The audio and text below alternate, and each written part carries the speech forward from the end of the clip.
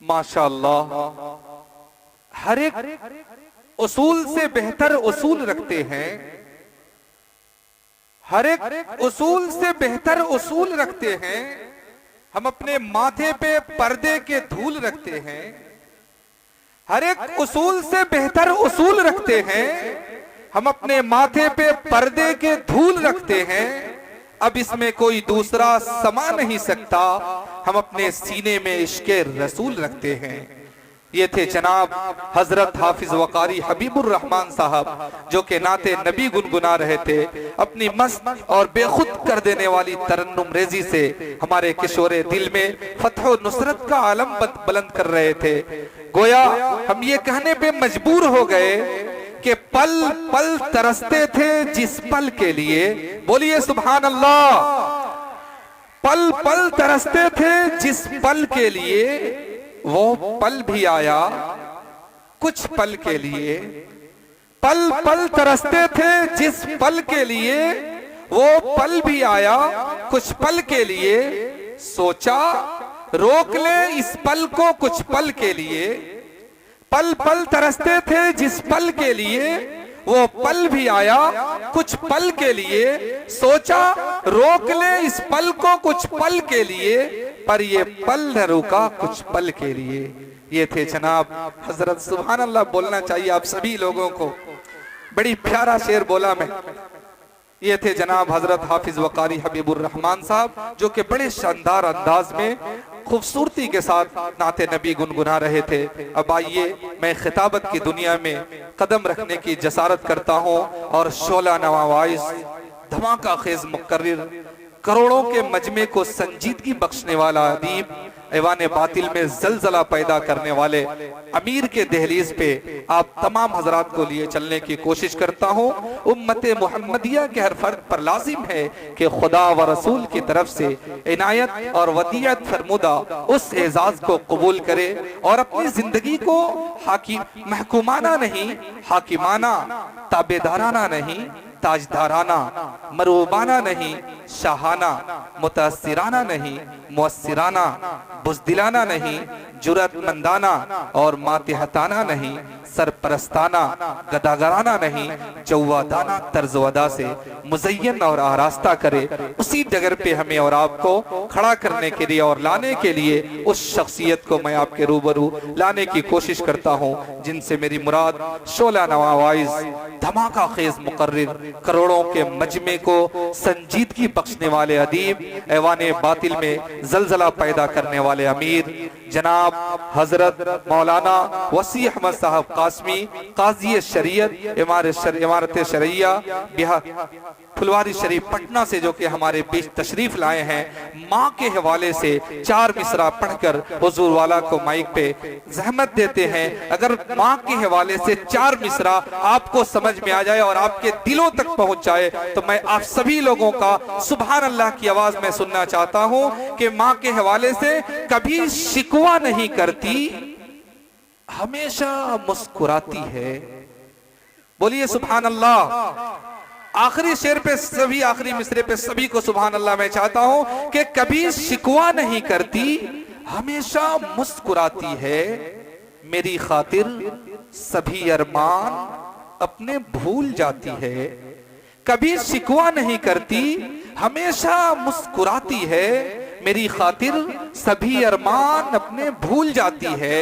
اور میرے اللہ تو رکھنا سلامت میری امی کو، میرے اللہ تو رکھنا سلامت میری امی کو، جو خود فاقوں سے رہتی ہے مگر مجھ کو کھلاتی ہے۔ جناب حضرت مولانا وسیع احمد صاحب قاسمی، مائک پر۔ السلام علیکم ورحمۃ اللہ وبرکاتہ۔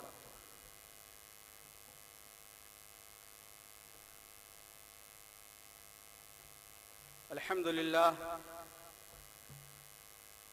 لله نحمده ونستعينه ونستغفره ونؤمن به ونتوكل عليه،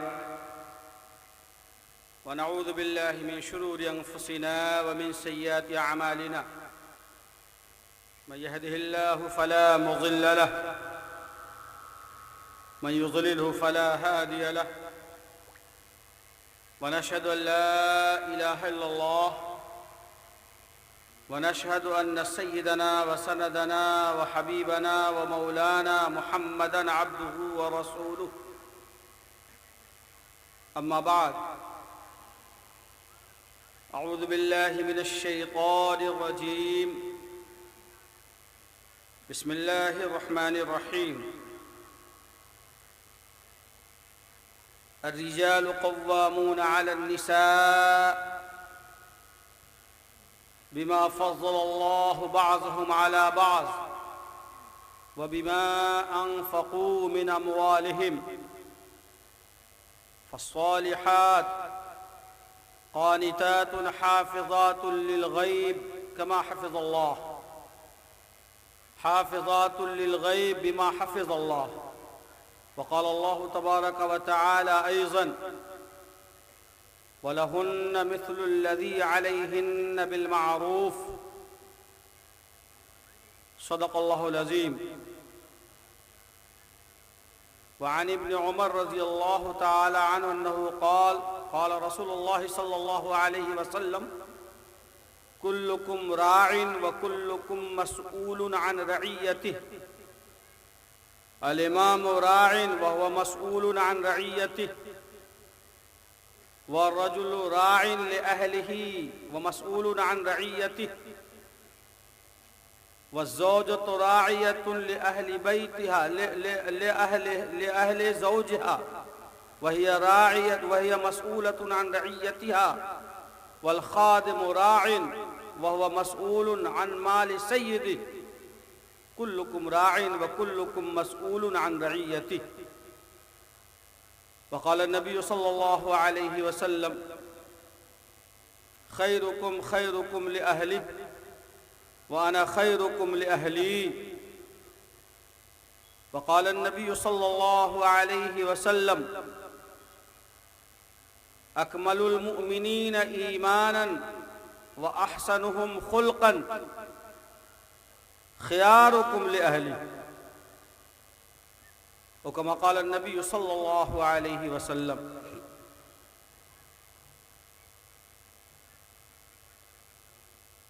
آج کے اس خوبصورت اور روح پرور اجلاس دستار بندی اور ہم سب کے لیے نہایت سعادت اور فخر و امتنان کی بات ہے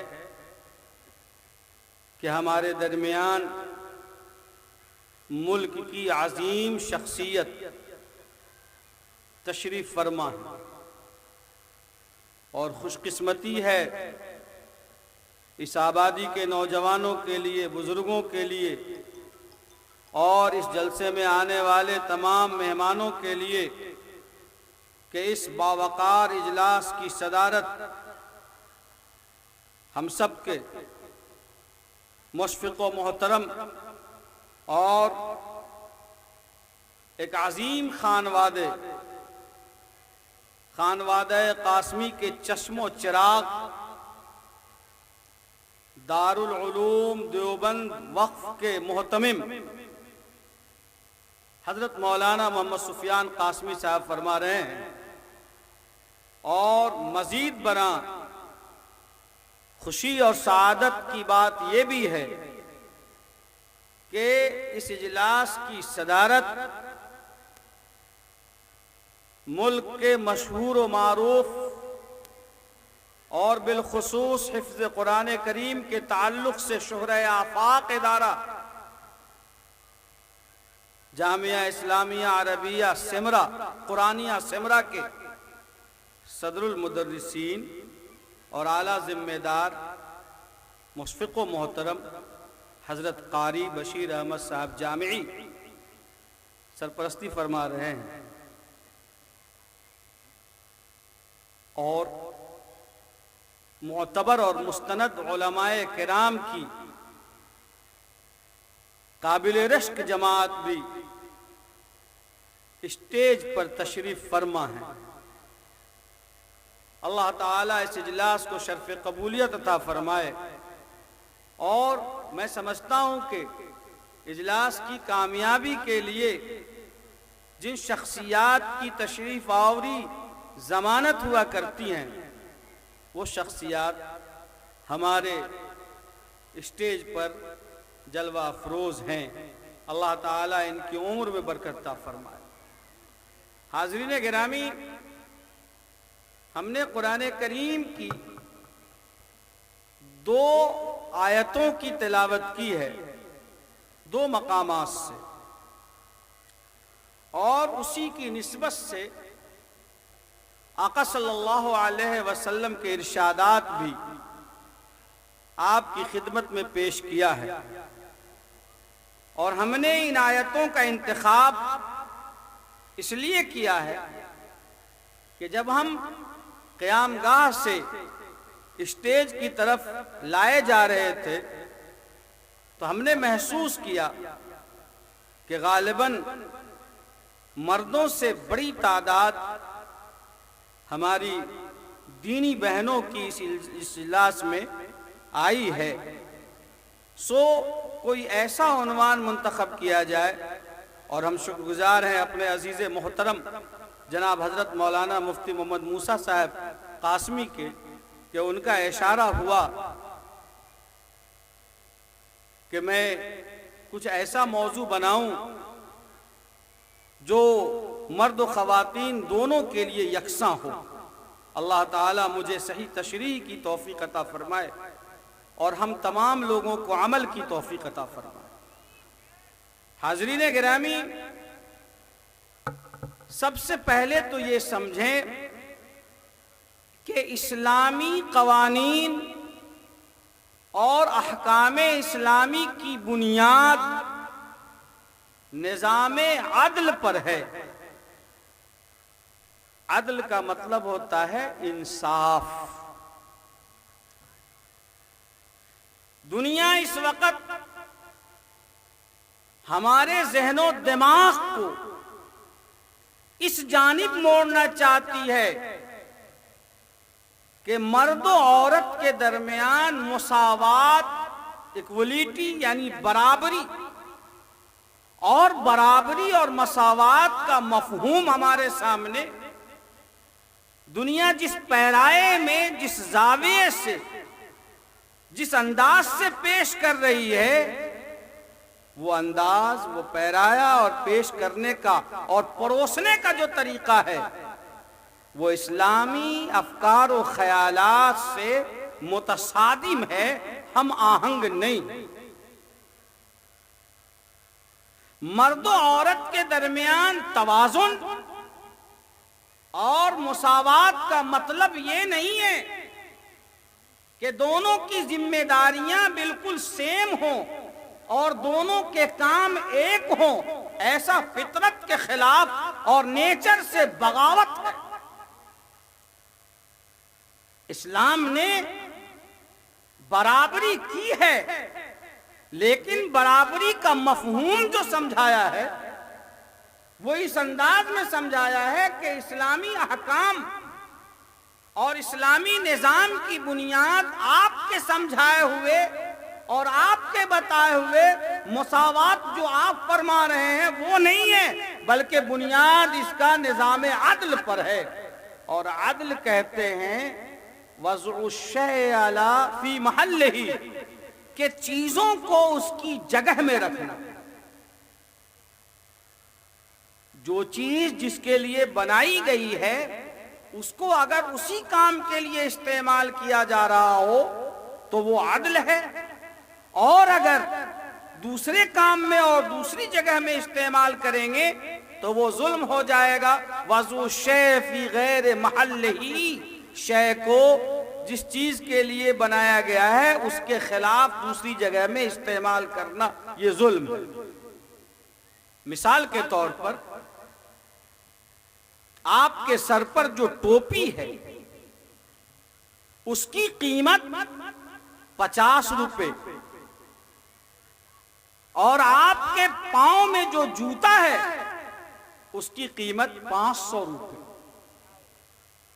اب اگر کوئی عقل مند آدمی یوں کہے کہ یہ 500 روپے کی چیز ہے، اس کو پاؤں میں پہننے کے بجائے سر پہ رکھنا چاہیے، اس لیے کہ یہ قیمتی ہے، اور جو سر پہ جو چیز ہے اس کی قیمت 50 روپے ہے، اس کو پاؤں میں پہننا چاہیے، تو بھلا بتائیے اس کو کوئی آدمی عقل مند کہے گا؟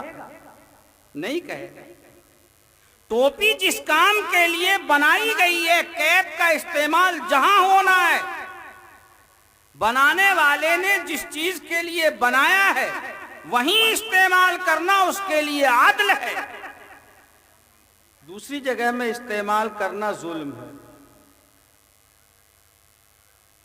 پس عورت اور مرد کے درمیان جو کاموں کی تقسیم ہے اور ذمہ داریوں کی تقسیم ہے، اس کی بنیاد عدل پر ہے۔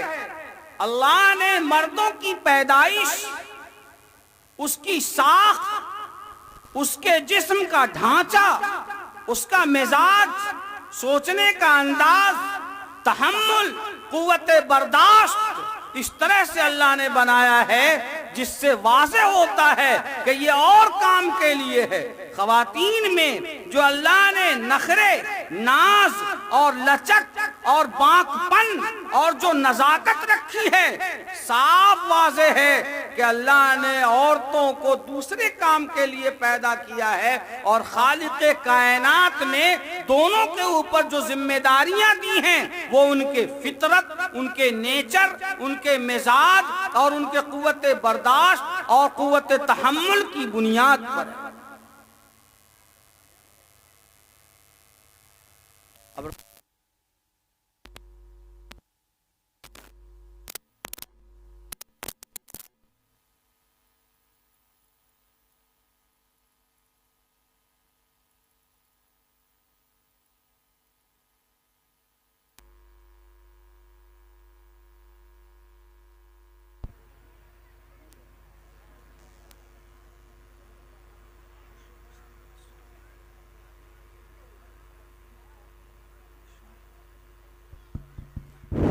جی ٹھیک۔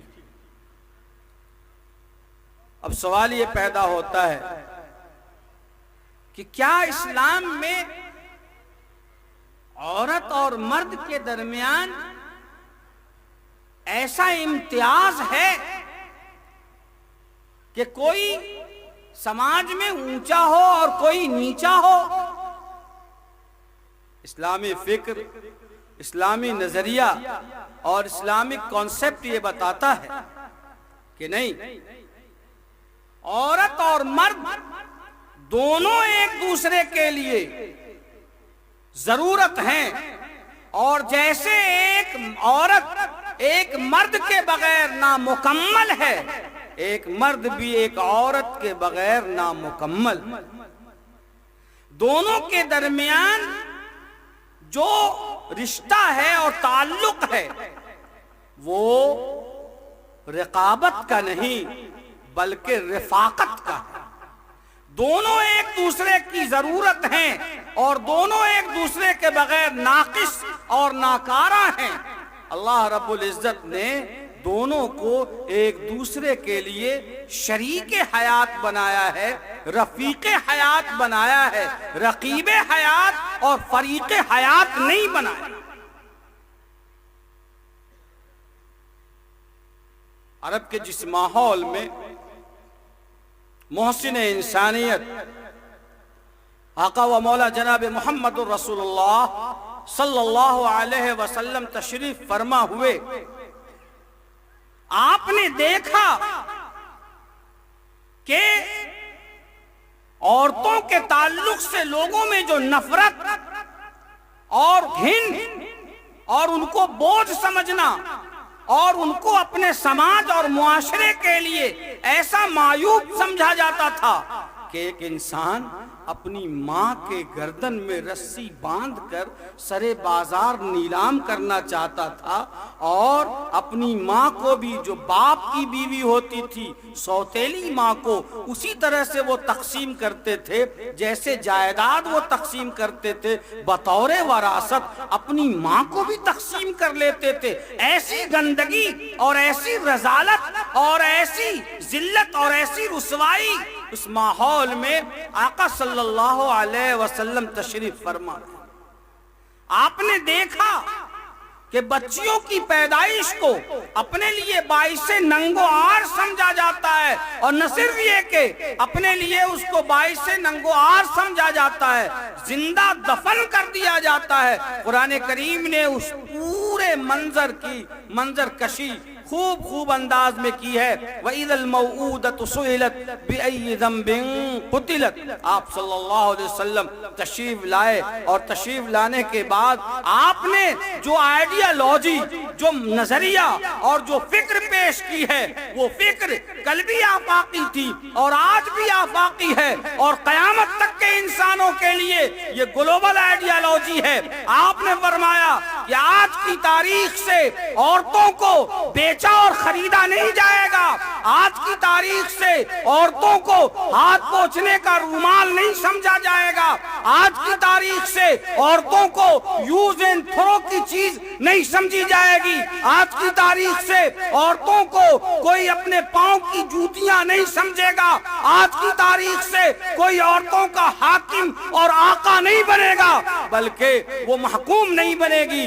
عورتیں انسان کے لیے وہ ضروری شے ہے جو توالد اور تناسل اور نظام الہی کی بقا کا ذریعہ ہے۔ اے لوگو، اچھی طرح سے سن لو کہ تم اگر اپنی ماں کی قدر نہیں کرتے اور اپنی سوتیلی ماں کو جو باپ کی بیوی ہے اسے تم جائیداد کی طرح تقسیم کرتے ہو، تمہیں شرم آنی چاہیے۔ یاد رکھو کہ عورت اگر ماں کی شکل میں آتی ہے، الجنت تحت اقدام امہاتکم، جنت تمہاری ماں کے قدموں کے نیچے ہے۔ عورت اگر بیٹی کی شکل میں آتی ہے، یاد رکھو کہ بیٹی کا باپ میرے ساتھ جنت میں ہوگا، جا ہوا وانا یوم القیامت ہاکذا، کہ بیٹی کا باپ میرے ساتھ جنت میں اسی طرح سے ہوگا۔ آپ نے ان دونوں انگلیوں کو مجمع کے سامنے کیا، یعنی شہادت اور یہ جو بیچ والی انگلی ہے وسطی، اور کہا کہ جتنا فاصلہ ان دونوں انگلیوں میں ہے اتنا ہی فاصلہ بیٹی کے باپ اور میرے درمیان ہوگا جنت میں مقام و منصب کے اعتبار سے۔ آپ نے فرمایا کہ عورت اگر بہن کی شکل میں آتی ہے، یاد رکھو کہ بڑی بہن کا درجہ ماں کے درجے کے مطابق ہے، اور بہن جہنم کے درمیان آر اور پردہ ہے۔ عورت اگر بیوی کی شکل میں آتی ہے، بیوی کو ہاتھ پوچھنے کا رومال سمجھنے والوں، اسے محکوم اور غلام سمجھنے والوں، یاد رکھو الدنیا کلھا متاع وخیر متاع الدنیا المرأة الصالحہ، کہ کائنات کی عظیم ترین اور حسین شاہکار اور حسین نعمت نیک بیوی کا ملنا۔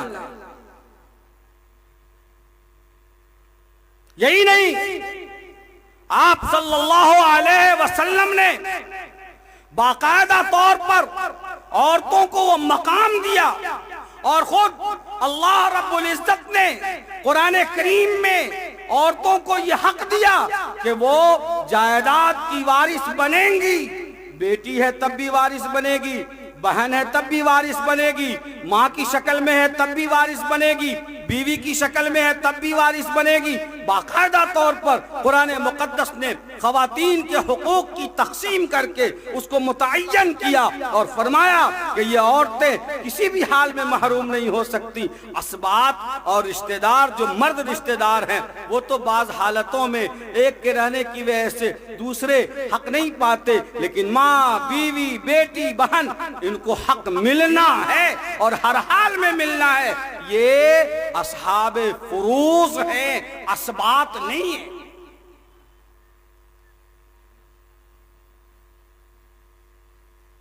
اور قرآن کریم نے فرمایا وَلَهُنَّ مِثْلُ الَّذِي عَلَيْهِنَّ بِالْمَعْرُوفِ، کہ عورتوں کے حقوق مردوں پر اسی طرح سے ہیں جیسے مردوں کے حقوق عورتوں پر ہیں۔ مرد یہ نہ سمجھیں کہ شوہر ہونے کی حیثیت سے میرا حق ہی بیوی پر ہے، یہ مزاج اور یہ سوچ بالکل غلط ہے، بلکہ جس طرح سے مردوں کے حقوق عورتوں پر ہیں اسی طرح سے عورتوں کے حقوق بھی مردوں پر واجب ہیں۔ یہ ہم نہیں کہتے، یہ اللہ رب العزت نے خود بیان فرمایا۔ اور آگے بڑھیں تو پتہ چلے گا کہ اللہ رب العزت نے خواتین کے حقوق اور ان کے تعلق سے اگر آپس میں اختلاف ہو جائے، اختلافات اور نزاعات کو دور کرنے کے سارے طریقے خود اللہ رب العزت نے قرآن کریم میں بطور نص قطعی کے بیان فرمایا۔ مثال کے طور پر اللہ رب العزت نے ارشاد فرمایا، یا ایھا الذین آمنوا اقیموا الصلاۃ وآتوا الزکاۃ، اے ایمان والو نماز قائم کرو، اے ایمان والو زکوٰۃ ادا کرو۔ لیکن فجر کی نماز 2 رکعت فرض ہے اور ظہر کی نماز 4 رکعت، مغرب کی نماز 3 رکعت فرض ہے اور عشاء کی نماز 4 رکعت فرض ہے۔ یہ تفصیل قرآن کریم نے بیان نہیں کیا، ان تفصیلات کا ذکر آقا صلی اللہ علیہ وسلم کے اقوال و افعال میں موجود ہے۔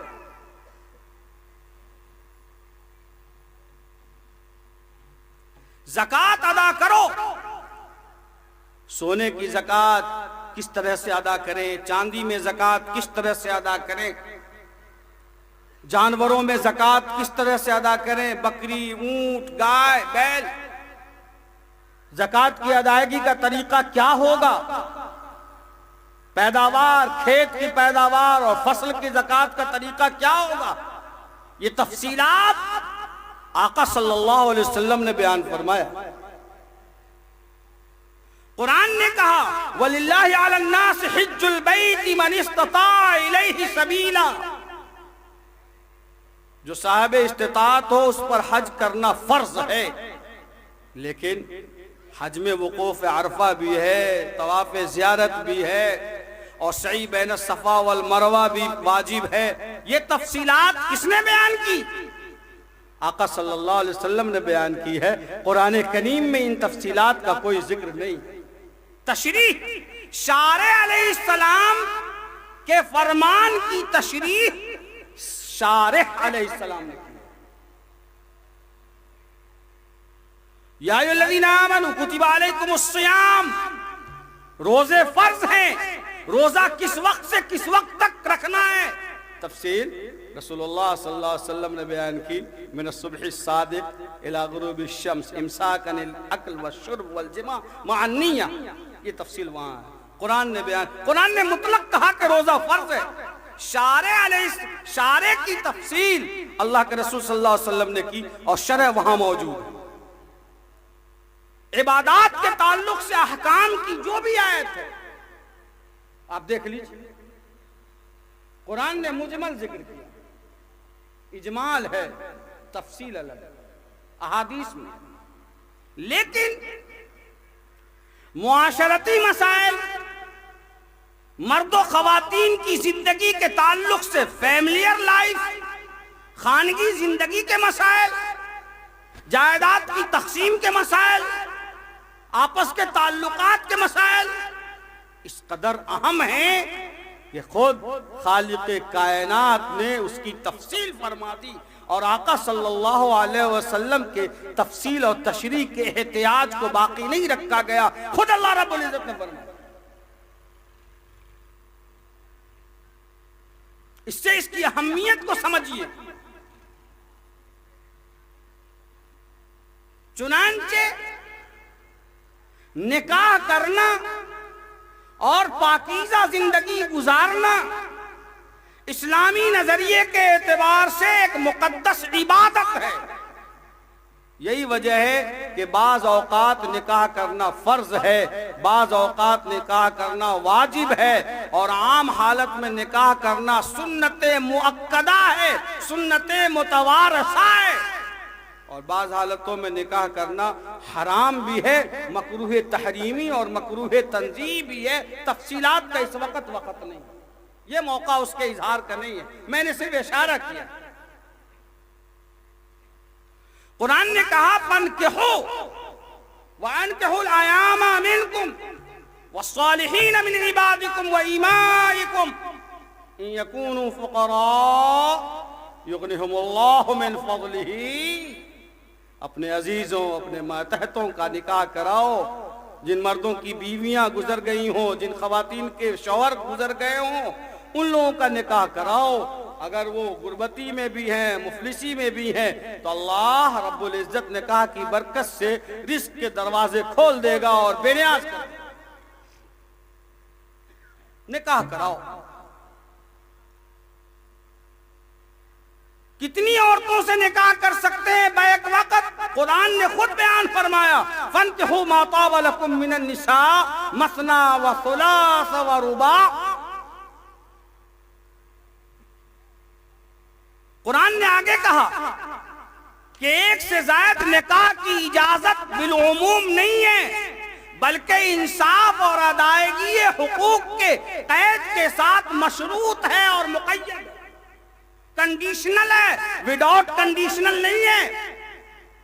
फ़इन ख़िफ़्तुम अल्ला तअदिलु फ़वाहिदतन, अगर तुम्हें डर है कि एक से ज्यादा बीवियों के दरमियान इंसाफ नहीं कर सकते हो, हक अदा नहीं कर सकते हो, तुम्हें इसका खदशा है, तो फ़वाहिदतन, सिर्फ एक बीवी पर इक्तफा करो। ऐसे आदमी के लिए एक बीवी के रहते हुए दूसरा निकाह करना दुरुस्त नहीं। ये इजाजत है, वाजिब नहीं है और कंडीशनल है। खुद कुरान ने बयान किया, अल्लाह रब्बुल इज्जत ने बयान किया। किन औरतों से निकाह कर सकते हैं? भांग धतूरा क्या सबों से, ऐरे गैरे नत्थू खैरे, जिनसे चाहो उनसे नहीं। ईमान वालियों से निकाह करो। मुशरिका से निकाह करना हराम है और मोमिना के लिए मुशरिक से निकाह करना हराम है। कुरान ने अजीब बात कही है, वलो आजबतकुम, बहुत हसीन है, जमील है, कमाल की है, बड़ा एजुकेशन है, क्वालिफाइड है, एजुकेटेड है। वलो आजबतकुम, अगरचे तुम्हें भली लगे, लेकिन ईमान शर्त है। ये कैद लगा दी और कहा हर एक से नहीं। हुर्रिमत अलैकुम उम्महातुकुम व बनातुकुम व अखवातुकुम, पूरी तफसील कुरान ने बयान की कि फलां फलां फलां फलां खवातीन से निकाह करना तुम्हारे लिए हराम है।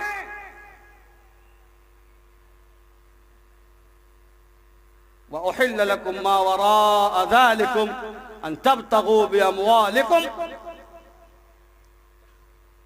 और जिन औरतों की फहरिस्त गिनवा दी गई है, खुद अल्लाह ने कहा कि इन खवातीन के अलावा, माँ, खाला, फूफी, बहन, जो तफसील बयान की कुरान ने फरमाया, इन खवातीन के अलावा तुम्हारे लिए औरतों से निकाह करना हलाल है, लेकिन तुम जो निकाह करोगे तो माल के बदले महर के जरिए निकाह करो।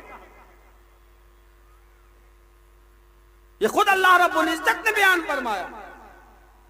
और आगे कुरान ने कहा कि सिर्फ ये नहीं कि महर निकाह में बांध दो, महर अदा करना भी वाजिब है। वातुन निसा सदक़ातिहिन्न निहला, औरतों का महर खुशदिली से अदा करो।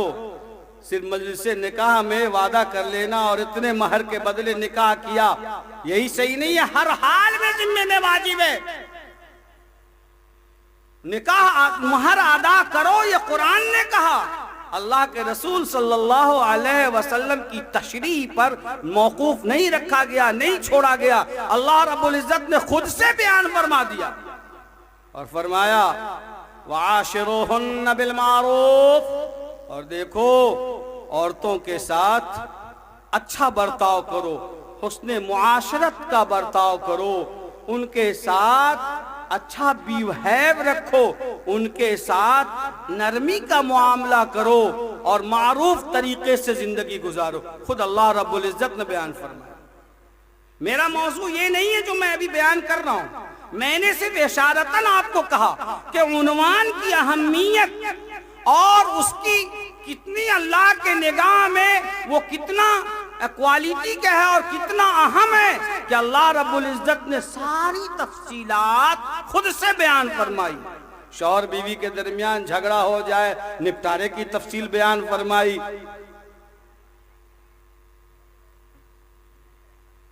मेरे दोस्तों और साथियों, बस जब मुआशरती जिंदगी اور فیملیئر لائف اور خاندانی زندگی اس قدر اہم ہے تو اللہ رب العزت نے اسی اہمیت کے ساتھ دونوں کے حقوق کی تفصیل بھی الگ الگ فرما دی اور دونوں کی صلاحیتوں کو اور فطری تقاضوں کو اور نیچر کے مطابق اللہ نے مردوں اور عورتوں دونوں کے لیے الگ الگ حقوق کی تفصیلات بنا۔ اب وہ لوگ جو اپنی بہو بیٹیوں کو بازاروں کی زینت اور دکانوں کی رونق اور کاؤنٹر پر بٹھا کر سیلز گرل بنا کر ریسپشنسٹ بنا کر لوگوں کے دلوں کو اپنے مسکراہٹوں سے خریدنے کے لیے وہاں بٹھاتے ہیں اور اپنے آپ کو ترقی یافتہ کہہ کر مسلمانوں پر انگشت نمائی کرتے ہیں، کتنے بے غیرت اور کتنے ناہنجار اور کتنے کمزور اور کتنے بدبخت ہیں ایسے لوگ جو اپنی بہن بیٹیوں کو مسکراہٹوں کو بیچ کر اور چند ٹکا خریدنے پر معمور کرتے ہیں، اور اسلام کے نظام قانون پردے پر اور اسلام کے قانون پردہ پر اور اسلام کے قانون عفت و عصمت پر وہ انگشت نمائی کرتے ہیں۔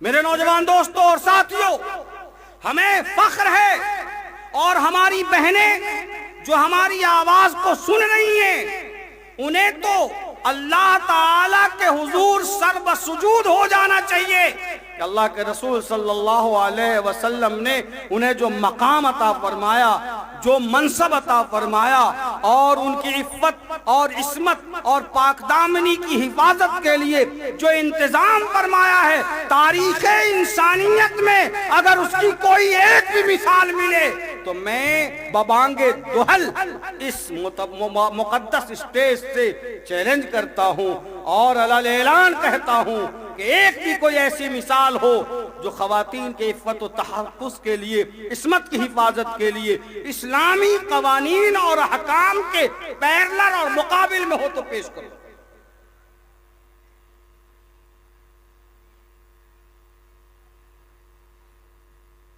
کاموں کی تقسیم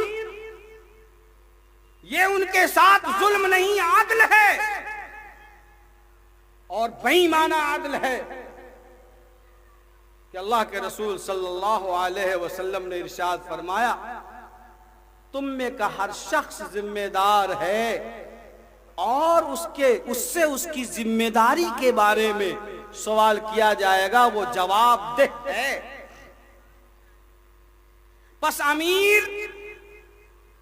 امیر المومنین، دینی رہنما، قائدین ملت، مقتدی اور پیشوا حضرات وہ ذمہ دار ہیں اپنے قوم کے دینی، معاشی، معاشرتی تمام سرگرمیوں کے سلسلے میں اگر معاشرے میں کہیں کوئی دینی خامی پائی جاتی ہے، علمی خامی پائی جاتی ہے تو بحیثیت امیر المومنین کے اور بحیثیت قائد و رہنما کے ان کو جواب دہ ہونا پڑے گا۔ یہ میں نہیں کہتا، فرمایا آقا مولا جناب محمد رسول اللہ صلی اللہ علیہ وسلم نے،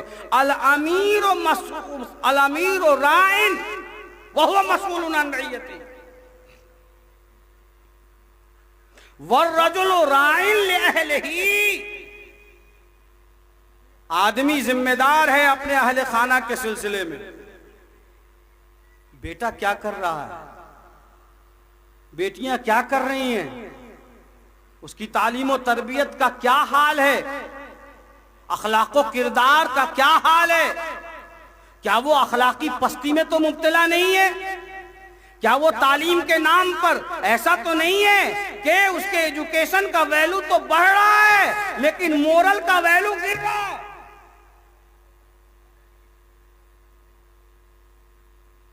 ایجوکیشن کا ویلو بڑھ رہا ہے، تعلیمی معیار، لیکن اخلاق و کردار گر رہے ہیں۔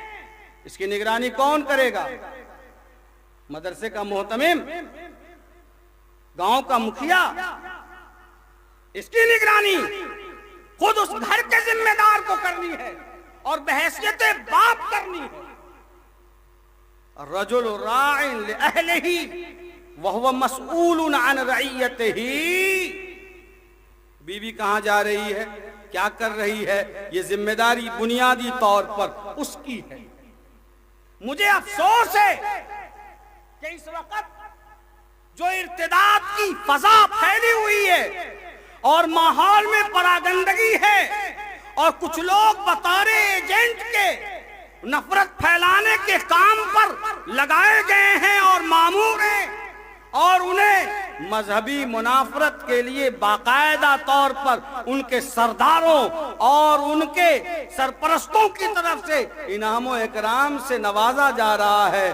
ہماری بیٹیاں، ہمارے گھر کی لڑکیاں، ہماری بھانجیاں بھتیجیاں کہیں اس زہر آلود فضا میں سانس تو نہیں لے رہی ہیں، کہیں ان کے بچھائے گئے دام فریب میں ہماری معصوم بچیاں جو اپنے عاقبت سے بالکل ناواقف اور اپنے مستقبل سے بے خبر ہیں، ان کے دام فریب کا شکار تو نہیں ہو رہی ہیں۔ اس کی نگرانی کون کرے گا؟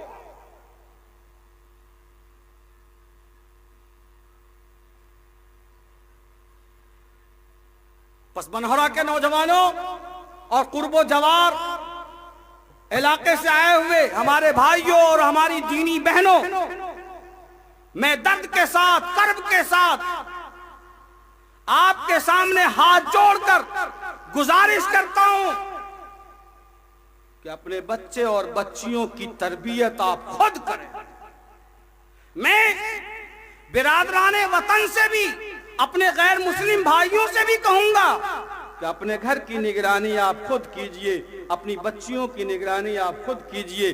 ہم نے تو یہ سن رکھا ہے، ہمارے یہاں تو اسلام میں پردے کی اتنی اہمیت ہے کہ جسم کا اور حصہ تو بڑی دور کی بات، میاں عورتوں کا بال بھی کھل جائے تو وہ بھی گناہ کی بات ہے۔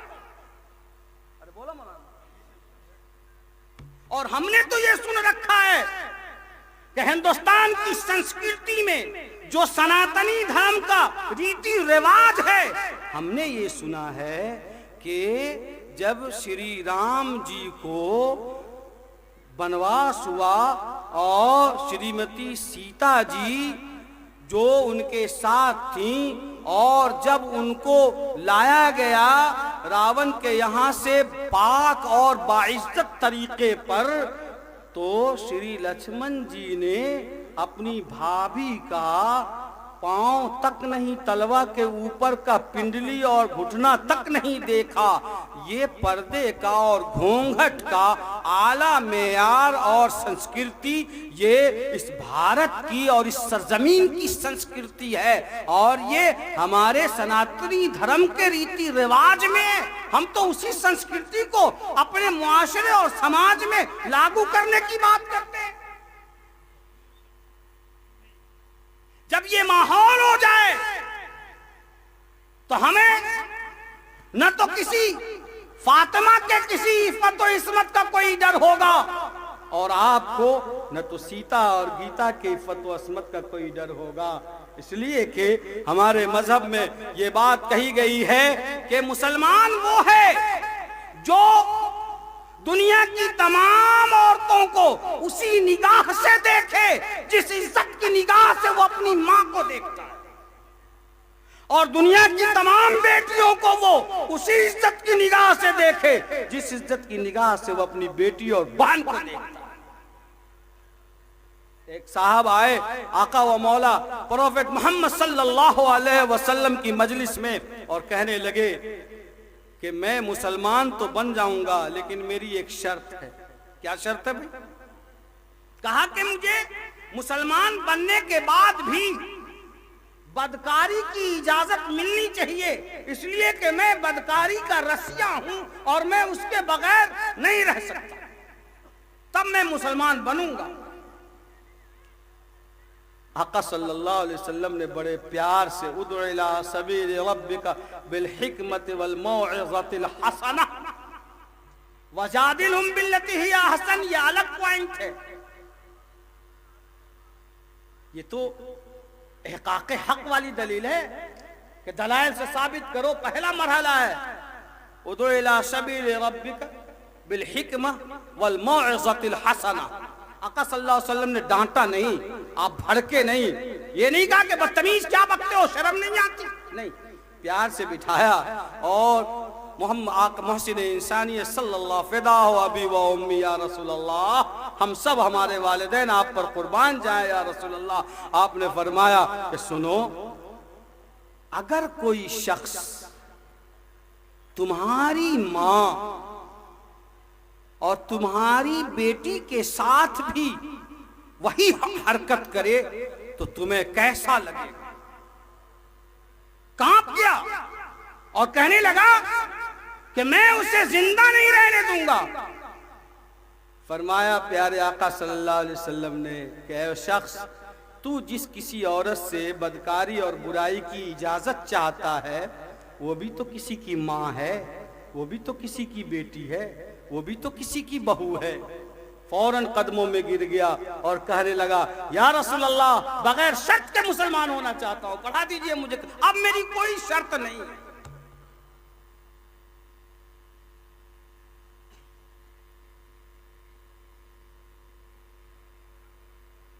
الرجل راعٍ، آدمی ذمہ دار ہے اپنے گھر کا۔ مجھے افسوس ہے کہ ہمارے سماج کا ایک آدمی اپنی 2-3 بچیوں اور بچوں کی نگرانی نہیں کر سکتا، اور اپنی ناکامی پر قوم کے رہنماؤں کو برا بھلا کہنے سے ایک پل باز نہیں آتا۔ میاں تم اپنے 4 بچوں کی نگرانی نہیں کر سکتے تو ہم کروڑوں بچوں کی نگرانی اکیلے کیسے کریں؟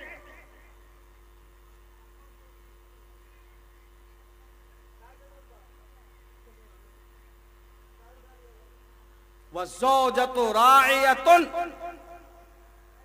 لِبَيْتِ أَهْلِهَا وَمَسْئُولٌ عَنْ رَعِيَّتِهَا، اور عورت ذمہ دار ہے اپنے شوہر کے گھر کی۔ شوہر کے گھر میں اس کے بچے اس کی امانت، اس کا مال اس کی امانت، اس خاتون کی عزت و عفت اور عصمت، آبرو اس کی امانت ہے، وہ اس سلسلے میں جواب دہ ہے۔ شوہر چلا گیا دلی، پنجاب، کلکتہ، سعودی کام کرنے، بیتیا یہاں وہاں، اور عورت یہاں گھر چھوڑ کر وہ یہاں وہاں گلچھڑے اڑا رہی ہے۔ یاد رکھو اللہ کے ہاں پوچھا جائے گا کہ تم نے اس کے بچوں کی تربیت کیوں نہیں کی، تم نے اپنی بیٹی پر نگاہ کیوں نہیں رکھا، تم نے اپنے بچے کو مکتب اور اسکول مدرسہ کیوں نہیں بھیجا، یہ تمہاری ذمہ داری تھی، تم نے اپنی عزت و عفت کی حفاظت کیوں نہیں کی۔ الزوجۃ راعیۃ لبیت اہلہا ومسئول عن رعیتہا، یہ اصول ہے، زندگی کا قانون ہے۔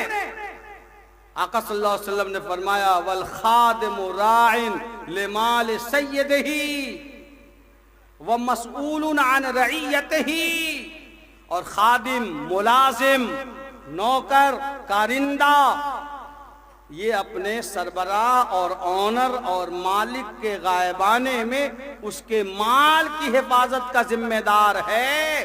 اگر اس نے خیانت کی ہے اور خرد برد کیا ہے اور دایاں بایاں کیا ہے اور چلاکی دکھلایا ہے اور اونے پونے میں اس نے دکان سے مال سیل کر دیا، اسلام کہتا ہے کہ یہ غیر اسلامی اور یہ غیر اسلامی عمل ہے، جو اللہ کے یہاں پکڑے جانے والا عمل ہے۔ اللہ کے یہاں سوال ہوگا کہ تم نے چلاکی کی تھی، یہ تمہارے لیے حرام تھا۔ کلکم راعٍ وکلکم مسئول عن رعیتہ، ہر شخص ذمہ دار ہے اور اس سے اس کی ذمہ داری کے بارے میں سوال کیا جائے گا۔ مدرسے کا مدرس ذمہ دار ہے، ذمہ داری ہے طلبہ اور پڑھنے والوں پر، ٹیچرز ذمہ دار ہیں اسٹوڈنٹس کے لیے کہ وہ اس کی تعلیم و تربیت کا صحیح نظم کر رہے ہیں یا صرف وہ گپ شپ مار رہے ہیں۔ اللہ کے یہاں پوچھ ہوگا، اس لیے کہ بچے جو امانت ہیں وہ ان کے حوالے کیے گئے ہیں، اگر وہ صحیح تعلیم و تربیت نہیں کرتے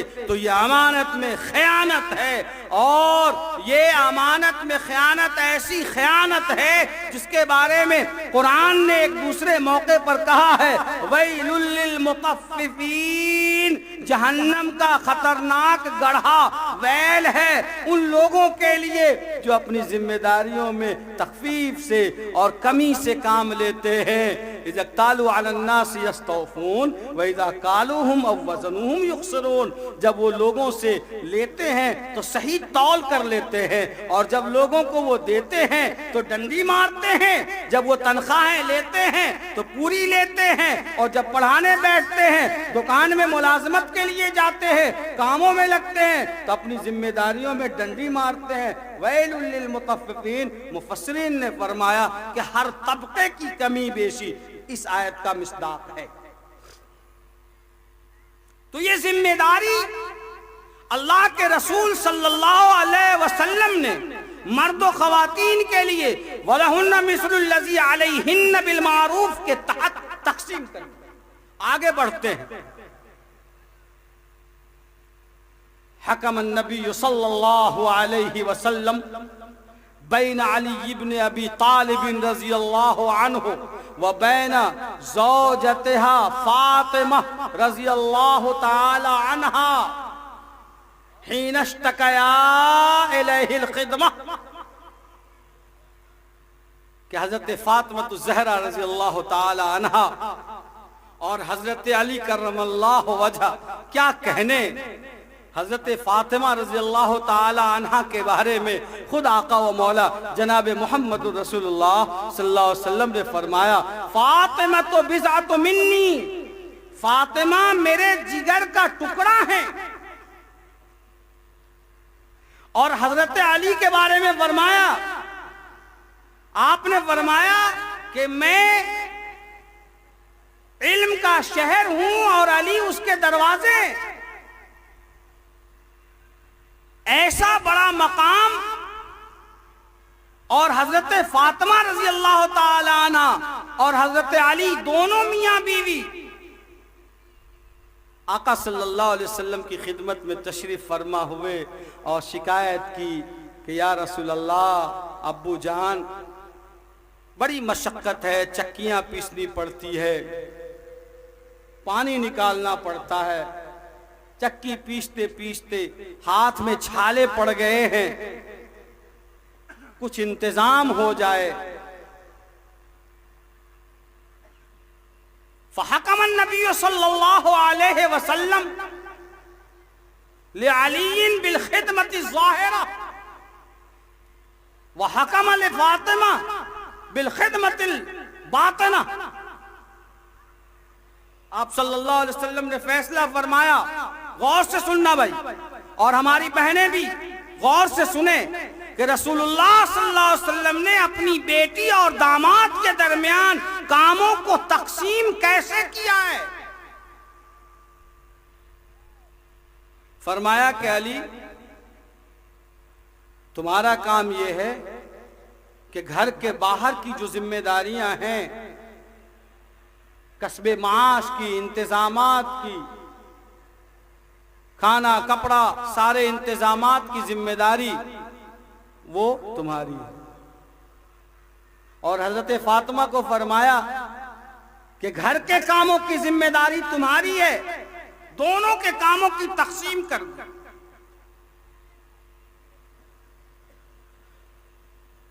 والمراد بالخدمت الباطنہ العجین والطبخ، گھریلو ذمہ داریوں سے مراد آٹا تیار کرنا، آٹا گوندنا، کھانا بنانا، والفرش صفائی ستھرائی کرنا، وکنس البیت جھاڑو بہارو دینا، واستقاء الماء پانی کھینچنا، وعمل البیت کلہ اور گھریلو تمام کاموں کو انجام دینا۔ یہ آقا صلی اللہ علیہ وسلم نے اپنی لخت جگر حضرت فاطمہ الزہرا رضی اللہ تعالی عنہ کے حوالے کیا ہے، اور حضرت علی کے حوالے گھر سے باہر والا کام کر کے قیامت تک آنے والے تمام مردوں اور عورتوں کے لیے ایک نمونہ اور آئیڈیل پیش کر دیا ہے کہ اسی نمونے کے تحت اپنی زندگی کو گزارو اور زندگی کے لیے قانون اور ضابطۂ حیات سمجھو، جو قانون حضرت فاطمہ اور حضرت علی کے درمیان آپ صلی اللہ علیہ وسلم نے طے فرمایا۔ بخاری شریف کی روایت ہے کہ حضرت عائشہ صدیقہ رضی اللہ تعالی عنہ کے پاس حضرت فاطمہ الزہرا رضی اللہ تعالی عنہ تشریف لاتی ہیں، اور ان کو یہ خبر ملی کہ آقا صلی اللہ علیہ وسلم کے پاس چند خادم آئے ہیں۔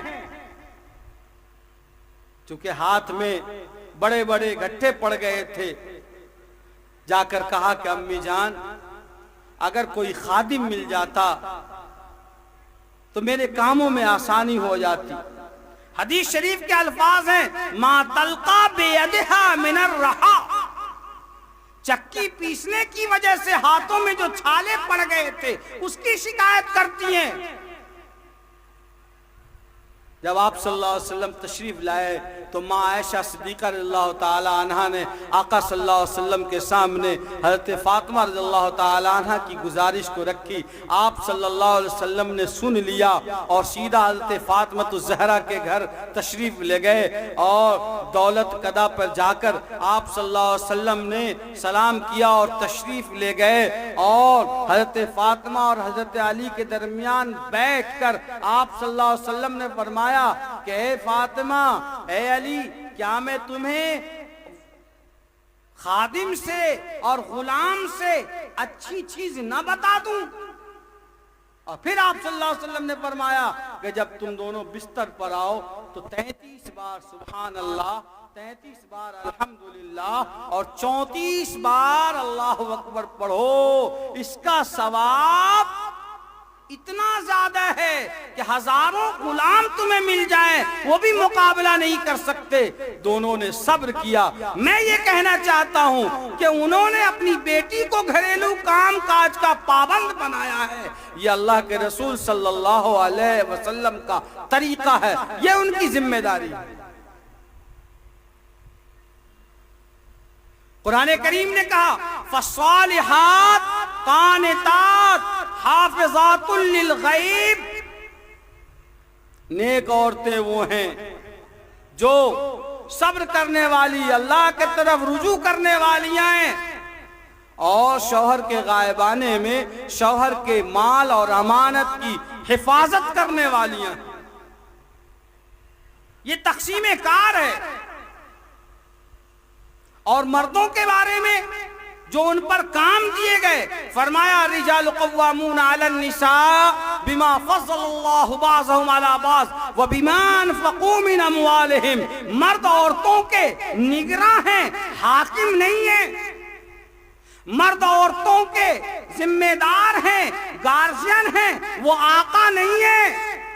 یہ گارجین شپ کا معاملہ ہے، ڈکٹیٹر شپ کا معاملہ قطعاً نہیں ہے۔ اور اس کی وجہ بیان فرمائی بما فضل اللہ بعضهم علی بعض، ہم نے مردوں کو عورتوں کا نگراں، ذمہ دار اور گارجین اس لیے بنایا ہے کہ ہم نے بعض انسانوں کو بعض پر فضیلت دی ہے۔ فضیلت دینے کا مطلب کسی کو نیچا دکھلانا قطعاً نہیں ہے۔ جتنے انبیاء آئے اور جتنے رسول آئے سبوں پر ایمان لانا واجب۔ آمنت باللہ و ملائکتہ و کتبہ و رسلہ، ایمان لایا میں اللہ پر، و ملائکتہ اور اس کے فرشتوں پر، و کتبہ اور اس کی نازل کردہ کتابوں پر، و رسلہ اور ان کے بھیجے ہوئے تمام رسولوں پر، عیسیٰ بھی، موسیٰ بھی، حضرت آدم علیہ الصلوۃ والتسلیم سے لے کر سیدنا حضرت عیسیٰ علی نبینا علیہ الصلوۃ والتسلیم تک کسی بھی ایک نبی کا کوئی انکار کر دے وہ مسلمان نہیں ہو سکتا، اس لیے کہ تمام رسول اور تمام انبیاء اللہ رب العزت کی طرف سے بھیجے ہوئے ہیں۔ سبوں کی فضیلت، سبوں کا مرتبہ، سبوں کا منصب اعلیٰ ہے، اور وہ اپنے زمانے میں تمام انسانوں سے سب سے اعلیٰ اور ارفع ہیں۔ وَتِلْكَ الرُّسُلُ فَضَّلْنَا بَعْضَهُمْ عَلَى بَعْضٍ مِنْهُمْ مَنْ كَلَّمَ اللَّهُ وَرَفَعَ بَعْضَهُمْ دَرَجَاتٍ، ہم نے رسولوں میں بعض کو بعض پر فضیلت دی ہے۔ اس کا یہ مطلب نہیں ہے کہ دوسرے رسول کا مقام نیچا ہو گیا، نہیں، مقام ان کا بھی بہت بڑا ہے، لیکن ہم نے بعض کو بعض پر کسی وجہ سے فضیلت دی ہے۔ آقا و مولا جناب محمد رسول اللہ صلی اللہ علیہ وسلم کو امام الانبیاء بنایا ہے اور خاتم النبیین بنایا ہے۔ وَلِلرِّجَالِ عَلَيْهِنَّ دَرَجَةٌ، مردوں کو عورتوں کا نگراں بنایا گیا، گارجن بنایا گیا، ان کے قوت برداشت کی وجہ سے، ان کے تحمل کی وجہ سے، اس کے جسمانی ساخت اور بناوٹ کی وجہ سے ان کو ذمہ دار بنایا گیا ہے۔ وہ عورتوں کے آقا اور مالک نہیں ہیں، عورتیں ان کی غلام نہیں ہیں، محکوم نہیں ہیں، وہ تو شریک حیات ہیں۔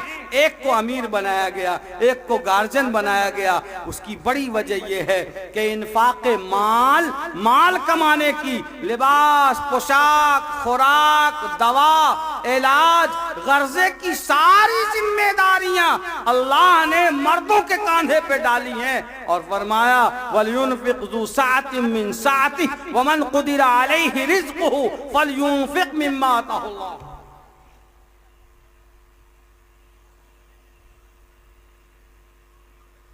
اسلامی قانون ہے کہ بیوی اگرچہ مالدار ہے لیکن بیوی کا نفقہ نکاح کے بعد اس کا کھانا، خرچہ، ضروریات زندگی شوہر پر واجب ہے، اگرچہ شوہر مالی اعتبار سے اس سے بہت کمزوری کیوں نہیں ہے، یہ نفقہ نکاح کے احترام میں واجب ہوتا ہے۔ وَلْيُنْفِقْ ذُو سَعَةٍ مِّن سَعَتِهِ۔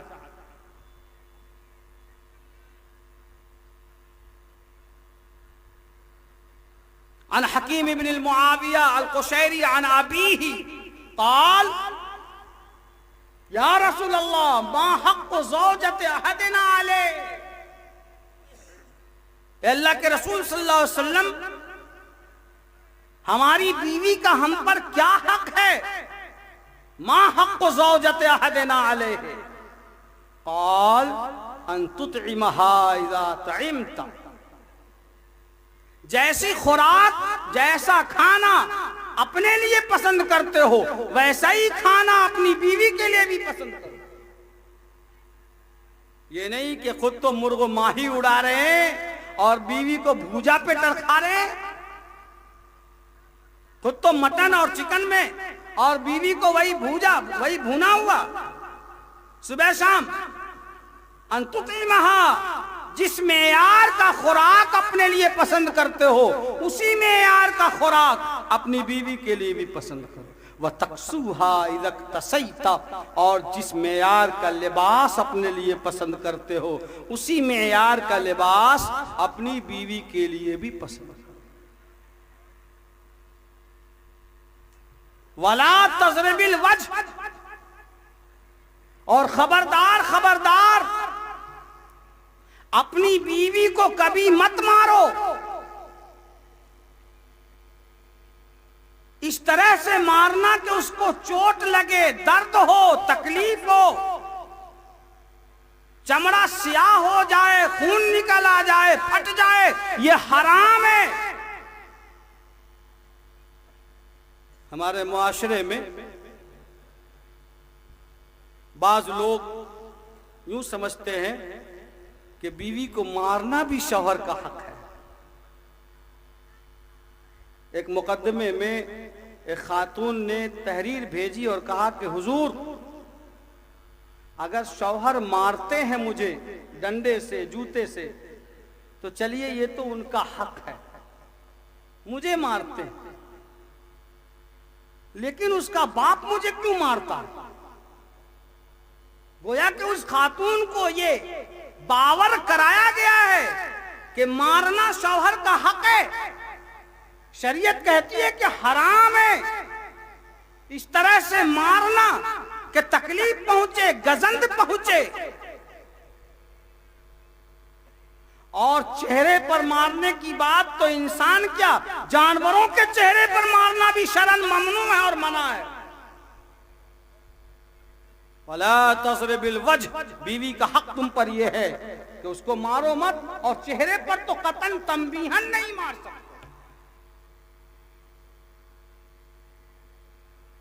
بھائی مارنا کیا؟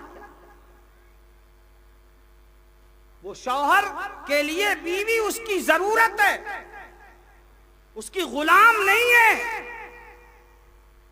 وہ اس کو خرید کر لایا اور اس کا مالک نہیں بن گیا ہے، اس نے اس کو خریدا نہیں ہے، یہ اس کی زندگی کے تکمیل کا ذریعہ ہے، وہ اس کے نسل کی حفاظت کا ذریعہ ہے، اس کے امانت کی حفاظت کرنے والیاں ہیں، اور اس کو مارتے ہو۔ آقا نے فرمایا تمہیں شرم نہیں آتی؟ اپنی بیوی پر ہاتھ اٹھاتے ہو اور پھر اسی کے پاس جاتے ہو۔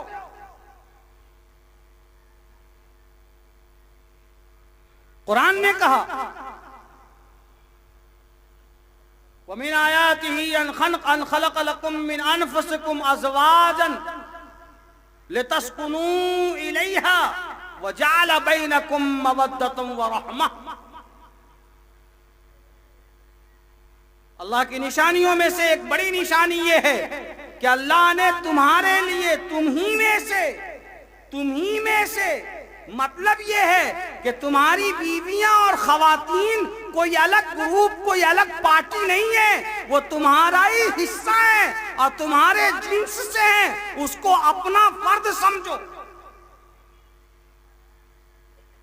ہم نے تمہارے لیے جوڑے اس لیے بنائے تاکہ تم سکون حاصل کر سکو، سکون جسمانی، سکون روحانی، سکون ذہنی اور دماغی، ہر طرح کا سکون۔ وَجَعَلَ بَيْنَكُم مَّوَدَّةً وَرَحْمَةً۔ ٹائم ہو گیا، ابھی بہت بات باقی، رک جائیے، اس جلسہ کو مجھے پہلے بتاتے تو میں سمیٹ لیتا، میں جلدی اپنی بات ختم کرتا۔ سکون کا ذریعہ اور رحمت، وجعل، اللہ نے پیدا کیا اپنے ول پاور سے، یہ وہ محبت ہے زوجین کے درمیان جو پیسوں سے، بازاروں سے خرید کر نہیں لائی جا سکتی۔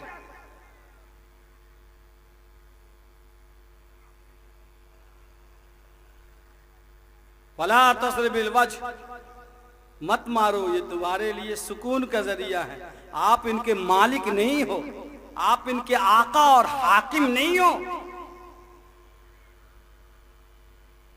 اور شریعت نے جہاں تنبیہ کی بات کہی ہے واللاتی تخافون نشوزہن فعظوہن وہجروہن فی المضاجع واضربوہن فَإِنْ أَطَعْنَكُمْ فَلَا تَبْغُوا عَلَيْهِنَّ سَبِيلًا، وہاں جو تنبیہ کی بات آئی ہے، مفسرین نے فرمایا کہ مارنے کا مطلب یہ ہے کہ عورت کو یہ احساس ہو جائے کہ میرا شوہر مجھ سے اتنا ناراض ہے کہ اس نے ہمارے اوپر ہاتھ اٹھایا، اور مارے تو رومال کے پلو سے مارا جائے۔ مقصد اس کو چوٹ پہنچانا نہیں ہے، مقصد اس کو احساس دلانا ہے۔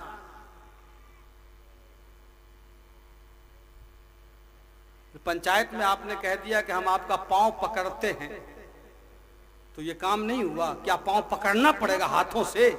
کہہ دیا پاؤں پکڑتے، ہو گیا۔ شوہر نے ہاتھ اٹھا دیا مطلب مار دیا، اب کیا ڈنڈے سے مارے گا تبھی ہوگا۔ وَلَا تَضْرِبِ الْوَجْهَ وَلَا تُقَبِّحْ، اور بیوی کا حق شوہر پر یہ ہے کہ اس کو ڈانٹ ڈپٹ جھڑک نہ کرے، بد کلامی سے، تلخ کلامی سے پیش نہ آئے، نرم گفتاری سے پیش آئے۔ اس کے میکے والوں کو، اس کے باپ کو، اس کی ماں کو، اس کے بھائیوں کو گالی نہ دے، اس کو غیرت اور عار نہ دلایا جائے۔ وَلَا تَهْجُرِ اللَّهَ فِي الْبَيْتِ، اور ان کو سڑکوں پر، بازاروں میں نہ چھوڑا جائے، بلکہ اس کو باپردہ مکان میں رکھا جائے جس میں اس کی عزت، عفت اور ناموس کی حفاظت ہو سکے، وہ پردے کے ساتھ شرعی زندگی گزار سکے۔ یہ ایک بیوی کا حق ہے شوہر پر۔ بیوی کا حق شوہر پر یہ بھی ہے کہ وہ اپنے مہر کا، حق مہر کا مطالبہ کرے، اس لیے کہ قرآن نے اس کو اس کی ادائیگی کو لازم قرار دیا ہے، جیسا کہ میں نے ابھی بتایا تھا، وَآتُوا النِّسَاءَ صَدُقَاتِهِنَّ نِحْلَةً۔ یہ ہماری بدقسمتی ہے کہ ہم نے اپنے معاشرے اور سماج میں ایسی روش قائم کی اور ایسا باور کرایا کہ ایسا ماحول بنا ہے کہ بعض علاقوں میں تو اگر کسی شوہر نے اپنی بیوی کا حق مہر ادا کرنے کی کوشش کی یا وہ ادا کرنا چاہتا ہے تو اس کی بیوی کو یہ شبہ ہونے لگتا ہے کہ یہ میرا مہر مجھے دے رہے ہیں، پتہ نہیں مجھے یہ نہیں رکھیں گے۔ کیا یہ شرعی اصول کا مذاق نہیں تو اور کیا ہے؟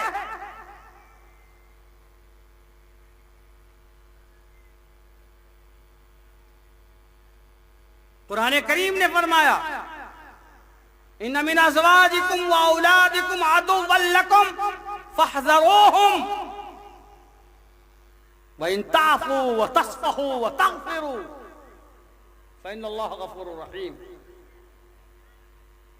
کہ دیکھو عورتوں کی طرف سے کبھی کوئی ایسی حرکت پیش آئے گی جو تمہیں ناگوار گزرے گی، تکلیف دہ ہو جائے گی، بچوں کی طرف سے کوئی ایسی حرکت سرزد ہوگی جو تمہیں ناگوار گزرے گی اور تمہاری تکلیف کا باعث بنے گی، فاحذروہم، چھوڑو، درگزر کرو، زیادہ پیچھے مت پڑو۔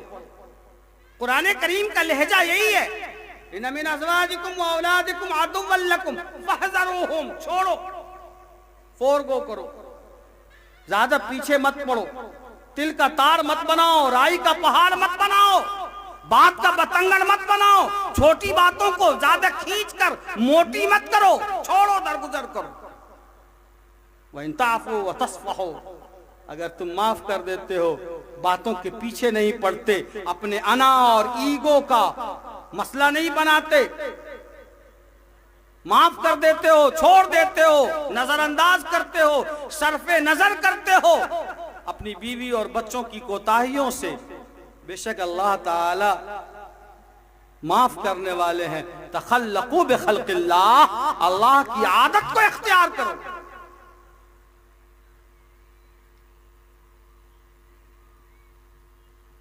ایک صحابی آئے اور فرمانے لگے یا رسول اللہ، میں جب نوکری سے، بازار سے، کھیت کھلیان سے اپنے گھر جاتا ہوں تو میری بیوی مجھے چار بات سناتی ہے، ہمیشہ کچھ نہ کچھ بولتی رہتی ہے، فی لسانہا البذاء النداء یا رسول اللہ، اس کی زبان بہت چلتی ہے، جب گھر آتا ہوں چار بات سناتی ہے، سمجھ میں نہیں آتا کیا کروں، آپ مجھے اجازت دیجئے تو میں اس کی پٹائی کروں۔ پیارے آقا صلی اللہ علیہ وسلم نے ارشاد فرمایا کہ میاں بیوی مارنے کی چیز تھوڑے ہی ہے، مار نہیں سکتے۔ فرمایا پھر میں کروں کیا یا رسول اللہ؟ آقا صلی اللہ علیہ وسلم نے فرمایا کہ اگر تم سمجھتے ہو کہ نباہ نہیں ہو سکے گا تو تم علیحدگی اختیار کرو، لیکن مارنے کی اجازت نہیں۔ اس صحابی رسول نے فرمایا ولی ولد منہا یا رسول اللہ، ولی صحبت منہا یا رسول اللہ، مجھے تو اس سے اولاد بھی ہیں اور مجھے اس سے محبت بھی ہے، اگر میں نے اس کو چھوڑ دیا تو لوٹ کر دوبارہ نہیں آئے گی، پھر میرا کیا ہوگا، میرے گھر کا کیا ہوگا؟ آپ نے فرمایا پھر صبر کرو، استوصوا خیرا، پھر حکمت سے کام لو، صبر کرو اور اللہ کے حوالے کرو، لیکن تم مار نہیں سکتے۔ یہ میں نہیں کہتا ہوں، یہ فرمایا جناب محمد رسول اللہ صلی اللہ علیہ وسلم، اور آقا و مولا جناب محمد رسول اللہ صلی اللہ علیہ وسلم نے فرمایا خیرکم خیرکم لأہلہ، سب سے اچھا انسان وہ ہے جو اپنی بیوی، بچوں اور اپنے اہل خانہ کی نظر میں اچھا ہو۔ باہر تو بڑا ترم خان ہے، شیر خان بنتا ہے، نیتا جی ہے، فلاں ہے، بڑے توپ خان ہے، گھر میں جاتے ہیں تو بیوی کو 4 بات، بچوں کو گالیاں، برتن پٹکنا، ادھر نہ، یعنی بچے پریشان رہتے ہیں کہ جلدی سے یہ آدمی گھر سے نکلے تو ہم راحت کی سانس لیں۔ آقا نے فرمایا وہ سماج کا ذلیل آدمی ہے۔ خیرکم خیرکم لأہلہ، سب سے اچھا آدمی وہ ہے جو اپنی فیملی کی نظر میں اچھا ہو، بیوی بچوں کی نظر میں اچھا ہو، اہل خانہ کے لیے اچھا ہو۔ وَأَنَا خَيْرُكُمْ لِأَهْلِي، اور میں تم میں سب سے بہتر ہوں اس لیے کہ میرا برتاؤ میرے اہل خانہ کے ساتھ تمہارے مقابلے میں سب سے بہتر ہے۔ بس سرکار دو عالم صلی اللہ علیہ وسلم کی زبان اور ارشاد کے مطابق سب سے اچھا انسان اور سب سے اچھا آدمی وہ ہے جو اپنی بیوی بچوں کے ساتھ اچھا معاملہ کرے اور اچھا برتاؤ۔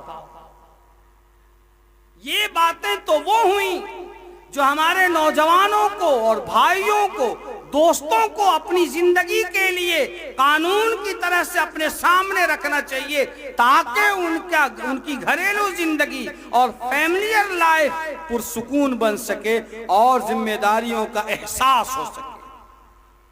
دوسری طرف یہ ہماری جو خواتین ہیں یہ بھی کم نہیں ہیں، پل میں تولا پل میں ماشا، معمولی باتوں پر تو یہ ایسا پیٹرول ڈالتی ہیں وہ سیدھا کہہ دیں گی 50 سال کی عمر میں بھی 55 سال کی عمر میں بھی کہ جب سے میں اس گھر میں آئی ہوں کبھی سکون نہیں ملا۔ ارے ناتی پوتا ہو گئے، اتنے بال بچے ہو گئے، بلڈنگ مکان دکان سب بنا لیا، اور ڈائریکٹ وہ کہہ دیں گی کہ مجھے کبھی سکھ نہیں ملا۔ اور جب عورتیں شکایت پہ آتی ہیں اور جب وہ مزاج بنا لیتی ہیں اپنے شوہر کے خلاف تو ایسا کام کرتی ہیں جو سوچ نہیں سکتے آپ۔ آئیے دیکھیے آقا و مولا جناب محمد رسول اللہ صلی اللہ علیہ وسلم کی خدمت میں ماں عائشہ صدیقہ رضی اللہ تعالی عنہا سے روایت ہے کہ آقا کی خدمت میں جات امراتن، ایک خاتون آتی ہیں اور فرماتی ہیں یا رسول اللہ ان زوجی صفوان ابن المعطل، یہ جو میرا شوہر ہے صفوان ابن معطل، معلوم ہے آپ کو، یضربنی اذا صلیت، جب میں مصلی پہ نماز کے لیے کھڑی ہوتی ہوں تو یہ میری پٹائی کرتا ہے، اتنا بڑا ظالم ہے۔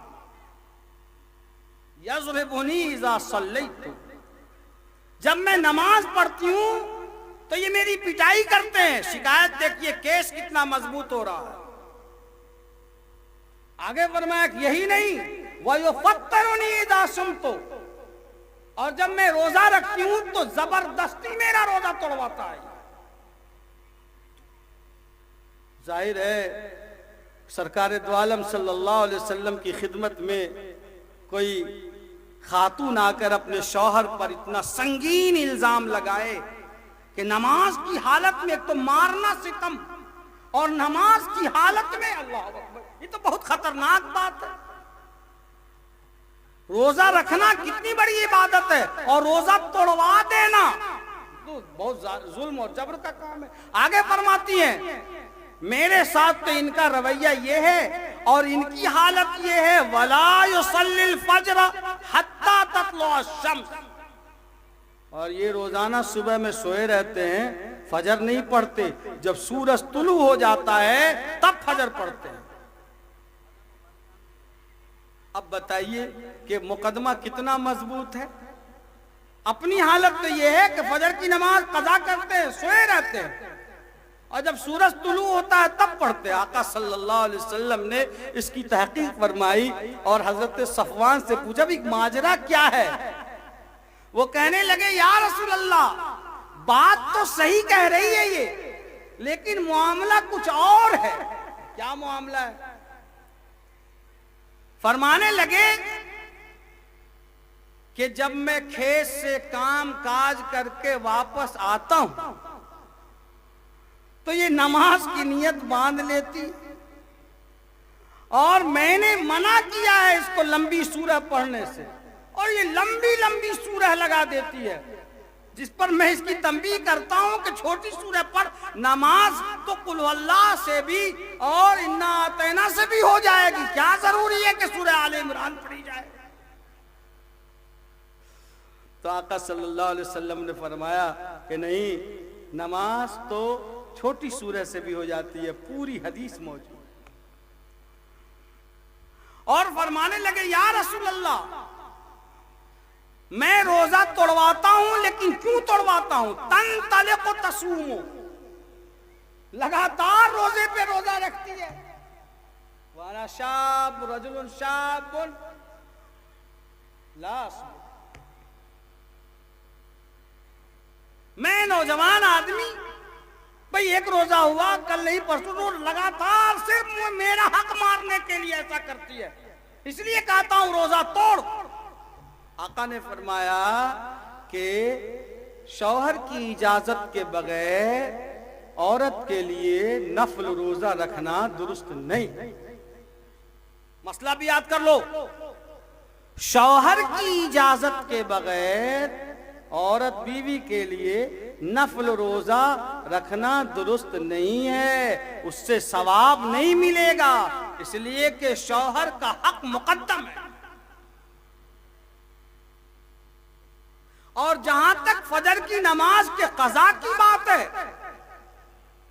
تو کھیت کھلیان سے کام کرنے کی وجہ سے گہری نیند آتی ہے اور مجھے یہ اٹھاتی نہیں ہے، سورج نکلنے کا انتظار کرتی ہے تاکہ کیس اپنا مضبوط کر سکے۔ تو آقا صلی اللہ علیہ وسلم نے فرمایا لا تفریط فی النوم، جب بیدار ہو تو نماز پڑھ لو، سونے والا تو معفو ہے، لا تفریط فی النوم۔ میں یہ کہنا چاہتا ہوں کہ ان کے مزاج میں جو چیزیں ہوتی ہیں وہ دیکھو آپ، سو اس طرح سے ہیلے بنانا اور اپنی باتوں کو ایک محل وقوع سے کسی اور پیرائے سے پیش کرنا، یہ اچھی عادت نہیں ہے۔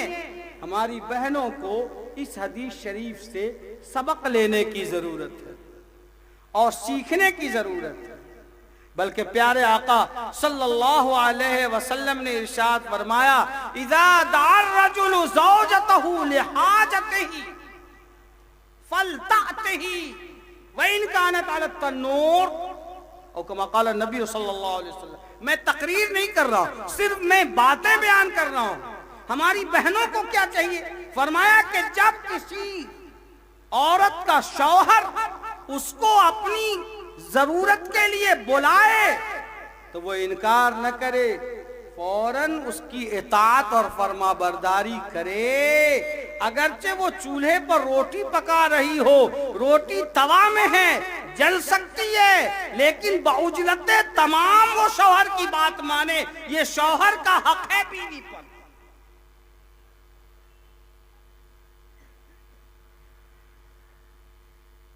آقا نے فرمایا اذا دعا الرجل زوجته فابت، شوہر اپنی بیوی کو اپنے کام کے لیے بلائے، اپنی ضرورت کے لیے بلائے اور وہ انکار کر جائے، لعنتها الملائکہ حتی تصبح، اگر ناراض ہو کر شوہر سو گیا تو صبح تک فرشتے اس عورت پر لعنت بھیجتے رہتے ہیں، یہ وعید آئی ہے۔ سیدہ حضرت عائشہ صدیقہ رضی اللہ تعالی عنہ سے روایت ہے کہ آقا صلی اللہ علیہ وسلم انصار و مہاجرین کے درمیان تشریف فرمائے، ایک اونٹنی آئی اور سجدہ تعظیمی اس نے جھک کر کیا، آقا کے سامنے جانور سجدہ ریز ہوا۔ صحابہ نے فرمایا یا رسول اللہ فنحن احق، ہم اس جانور سے زیادہ حقدار ہیں کہ آپ کو سجدہ کریں۔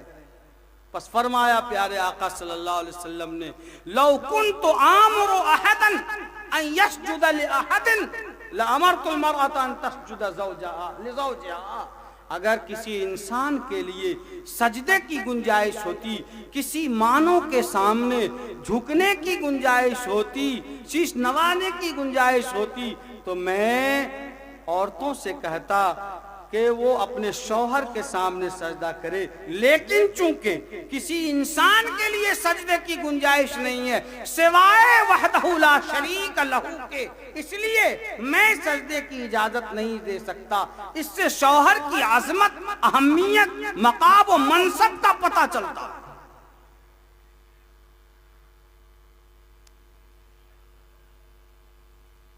فرمایا پیارے آقا جناب محمد رسول اللہ صلی اللہ علیہ وسلم، ایما امرات ماتت وزوجہا عنہا راضٍ، کہ جس عورت کی موت اس حال میں ہو کہ اس کا شوہر اس سے راضی تھا، دخلت الجنہ، تو وہ عورت جنت میں جائے گی۔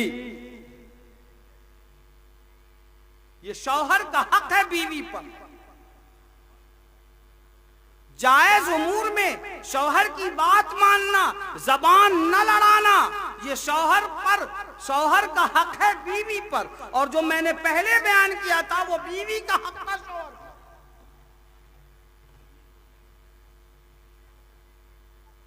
ساتھ ہی ساتھ یہ بھی میں آپ دوستوں کو بتاتا چلوں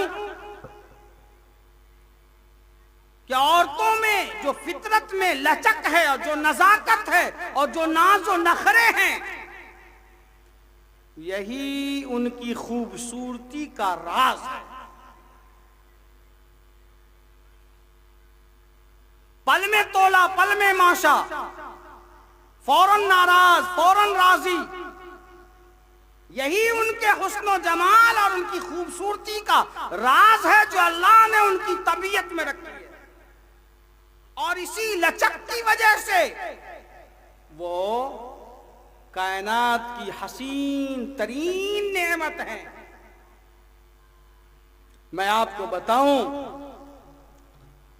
کہ فطرتاً اللہ نے جنس اور صنف نازک اور جنس عورت میں جو نزاکت رکھی ہے، طبعاً اور بتقاضۂ بشریت اس نزاکت سے امہات المومنین میں بھی وہ نزاکتیں تھیں۔ چنانچہ آقا صلی اللہ علیہ وسلم کی باری لگی ہوئی تھی ازواج مطہرات کے درمیان کہ آج ان کے ہاں کھانا کھائیں گے، آج کل ان کے وہاں کھانا کھائیں گے، مکمل باری لگی ہوئی تھی، اللہ یہ کہ کسی نے اپنا حق ساقط کرتے اپنی دوسری بہن کو دے دیا۔ ایک ام المومنین کے یہاں تشریف لے گئے، ان کے یہاں باری نہیں تھی، ان کے ہاں شہد کہیں سے آیا ہوا تھا، انہوں نے پیش کیا، یا رسول اللہ یہ شہد بہت عمدہ ہے، تھوڑا چکھ لیجئے۔ آپ صلی اللہ علیہ وسلم نے شہد چکھ لیا۔ اس کے بعد جن کے ہاں کھانے کی باری تھی اور وہیں قیام کرنا تھا، ان کو شہد کی خوشبو آ گئی، بگڑ گئی، اور کہنے لگی کہ صاحب کھانے کی جب باری یہاں تھی تو آپ نے یہ شہد کہاں کھایا؟ فرمانے لگے کہ فلاں جگہ گئے تھے تو انہوں نے کہا کہ شہد آیا ہوا ہے، بس کھا لیا۔ کہا کیوں آپ نے کھایا؟ وہ ناراض ہو گئی۔ آپ صلی اللہ علیہ وسلم پر، پیارے آقا صلی اللہ علیہ وسلم پر یہ بات بہت شاق گزری اور گراں گزری، اور آپ نے فرمایا کہ آج کے بعد سے میں شہد کو کبھی منہ نہیں لگاؤں۔ فوراً حضرت جبریل السلام کو خالق کائنات نے یہ آیت لے کر بھیجا، یا ایھا النبی لما تحرم ما احل اللہ لک، اے نبی علیہ السلام اللہ نے جو چیز آپ کے لیے حلال کر دی ہے آپ اسے اپنے اوپر حرام کیوں کرتے ہیں؟ آپ قسم کو توڑیے اور وفا کیجیے۔ تو یہ نزاکت ان کی خوبصورتی ہے۔ اگر ان کے مزاج میں جذباتیت نہ رہے، اگر وہ جذباتی نہ ہو، تو دسمبر اور جنوری کی سردیوں میں جب ہم گرم بستر سے کروٹ بدلنا بھی پسند نہیں کرتے، یہ عورت کا ہی جگر ہے اور ماں ہی کا جگر ہے کہ اپنے بچے کے تمام ضروریات کے لیے وہ رات میں بستر سے اٹھتی بھی ہیں اور سرد اور ٹھنڈے پانی کو چھوتی بھی ہیں۔ یہ عورت ہی کا جگر ہے، اور یہ اس لیے کہ اس کے جذبات اس میں رکھا ہے اللہ نے، جو ان کے حسن و جمال کا مظہر۔ سمجھیے بہت ہی باریک بات ہے جس کو اپنے ذہن میں رکھنا چاہیے. اگر یہ باتیں ہم نے اپنے ذہن میں رکھ لی تو پھر ہمارے دل و دماغ میں ہمیشہ ان کی قدر رہے گی اور عظمت رہے گی. پس لوگوں، آقا صلی اللہ علیہ وسلم نے فرمایا، میں اپنی بات اب ختم کروں اس لیے کہ اب منتظمین بھی چاہتے ہیں کہ سما خراشی کا سلسلہ اب بند ہونا چاہیے. سو میں یہ حدیث شریف پیش کر کے اپنی بات ختم کرتا ہوں. فرمایا جناب محمد رسول اللہ صلی اللہ علیہ وسلم نے، ہماری بہنوں سے ہم مخاطب ہیں کہ آپ اچھی طرح سے یہ پیغام بنورا مدرسہ کے جلسے سے اپنے پلو میں گرہ باندھ کے گھروں میں لے جاؤ. آقا نے فرمایا جو عورت 4 کام کر لے گی، 4، وہ جنت کے جس دروازے سے چاہے داخل ہو جائے. المرأۃ اذا صلت خمسہا، عورت جو 5 وقت کی نماز پڑھے. نماز میں بڑی سستی ہے. آج بچے نے یہ پیشاب کر دیا تو فلاں میں، اگر بچے نے کپڑے پہ پیشاب کر دیا کپڑا بدل کے نماز پڑھو. بچے کے پیشاب کرنے کی وجہ سے غسل کرنا فرض تھوڑا ہی ہوتا ہے. 5 وقت کی نماز پڑھنا ایک کام. وصامت شہرہا، اور رمضان کے روزے رکھنا. خیر اس میں زیادہ زور دینے کی ضرورت نہیں ہے. ان کو تو کہا جائے کہ مسلسل 12 مہینے رکھ کر تو سبحان اللہ، اللہ کا شکر ہے. دوسرا کام نماز روزہ. وَأَحْصَنَتْ فَرْجَهَا، تیسرا کام اپنے عفت و عصمت کی حفاظت کرنا. اپنی عفت اور عصمت کی، ناموس کی حفاظت کرنا، شرمگاہ کی حفاظت کرنا. اور میں یہ عرض کروں کہ شرمگاہ کا مفہوم وہ نہیں جو ہم سمجھتے ہیں، بلکہ شرمگاہ کا مفہوم وہ ہے کہ جن چیزوں کا چھپانا اور ستر عورت جس کو کہتے ہیں، جن چیزوں کا نماز میں چھپانا فرض ہے، وہ ساری چیزیں اسی سطر میں داخل ہیں. عورت کے لیے دونوں ہتھیلی، دونوں قدم اور یہ چہرہ، اس کے علاوہ پورا جسم شرمگاہ میں داخل ہے، جس کا ستر عورت اس کا چھپانا واجب ہے. بلکہ فقہاء نے تو یہ بھی فرمایا کہ چہرہ کا بھی، اس میں بھی بعض فقہاء نے فرمایا کہ اس کو بھی چھپانا ہے، اس پہ بھی نقاب رکھنا.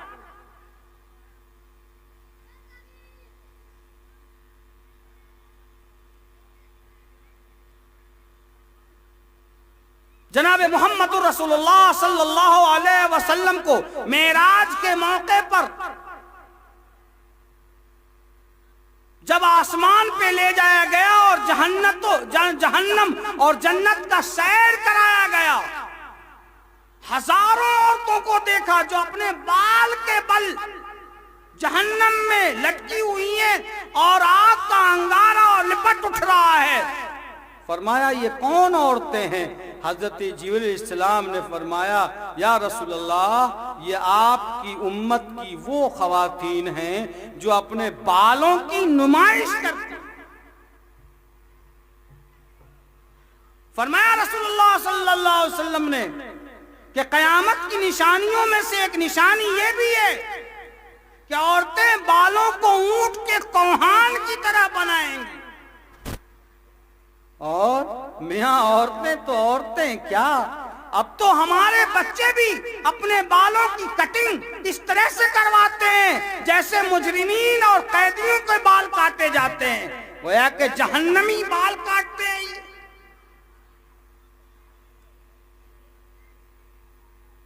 آگے بڑھتے ہیں، دیکھا کہ ہزاروں عورتیں جو اپنے سینے اور چھاتی کے بل لٹکی ہوئی ہیں اور آگ کا ایک شعلہ آتا ہے اور باہر سے جاتا ہے.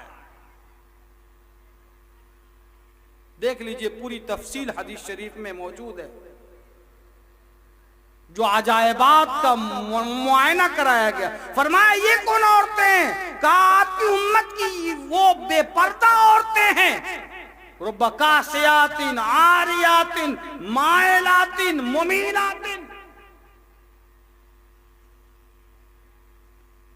جو اپنے جسم کی نمائش کرتی ہیں، ان عورتوں کا حشر یہی ہوگا کہ سینے کے بل لٹکا دیا جائے گا جہنم میں، العالمان والحفیظ۔ اللہ ہم سب کی حفاظت فرمائے، ہمارے گھر کی خواتین کی اور مومنات کی اور مومنین کی حفاظت فرمائے۔ آقا نے فرمایا کہ ایک زمانہ آ رہا ہے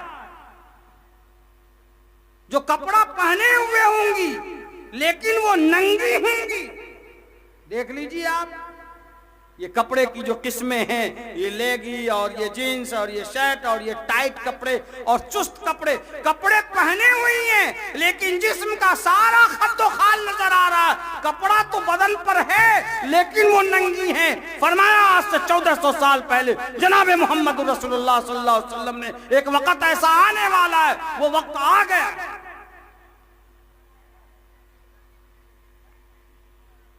مائلاتن، خود بھی اپنے ناز و ادا اور اسٹائل سے مائل ہوتی ہیں، وہ ممیلاتن، اور اپنی طرف مائل ہونے کی دعوت دیتی ہیں اپنے اسٹائل سے۔ فرمایا رسول اللہ صلی اللہ علیہ وسلم نے کہ ایسی عورتوں کا جنت میں داخلہ تو بہت دور کی بات ہے، جنت کی خوشبو تک میسر نہیں ہوگی۔ اللہ، شرمگاہ کی حفاظت۔ فرمایا رسول اللہ صلی اللہ علیہ وسلم نے کہ اے لوگوں، تم دو چیز کی ضمانت دے دو، میں تمہیں جنت کی ضمانت دیتا ہوں۔ تمہارے دو جبڑوں کے بیچ میں جو چیز ہے یعنی زبان، اس کی ضمانت دو۔ غیبت نہیں کریں گے، چغلخوری نہیں کریں گے، شکایت نہیں کریں گے، گالیاں نہیں بکیں گے۔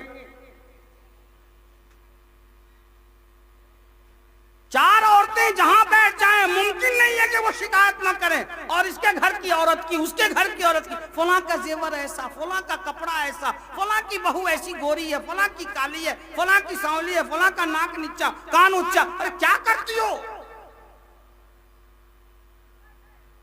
وَلَا يَغْتَبْ بَعْضُكُمْ بَعْضًا أَيُحِبُّ أَحَدُكُمْ أَنْ يَأْكُلَ لَحْمَ أَخِيهِ مَيْتًا فَكَرِهْتُمُوهُ۔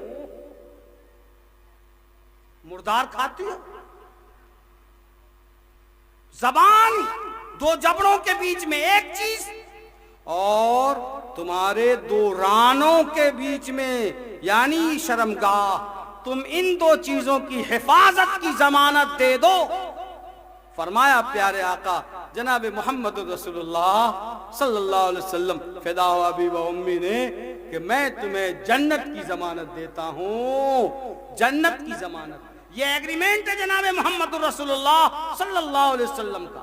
ہماری بہنیں، ہمارے بھائی، ہم سب اگر ہم نے ٹھان لیا کہ ہم اس ضمانت کو، اس کی شیوریٹی دے دیں، اللہ کے رسول کا فرمان، خدا کی قسم، زمین و آسمان، شجر و حجر، شمس و قمر غلط ہو سکتے ہیں لیکن پیارے آقا صلی اللہ علیہ وسلم کا فرمان غلط نہیں ہو سکتا۔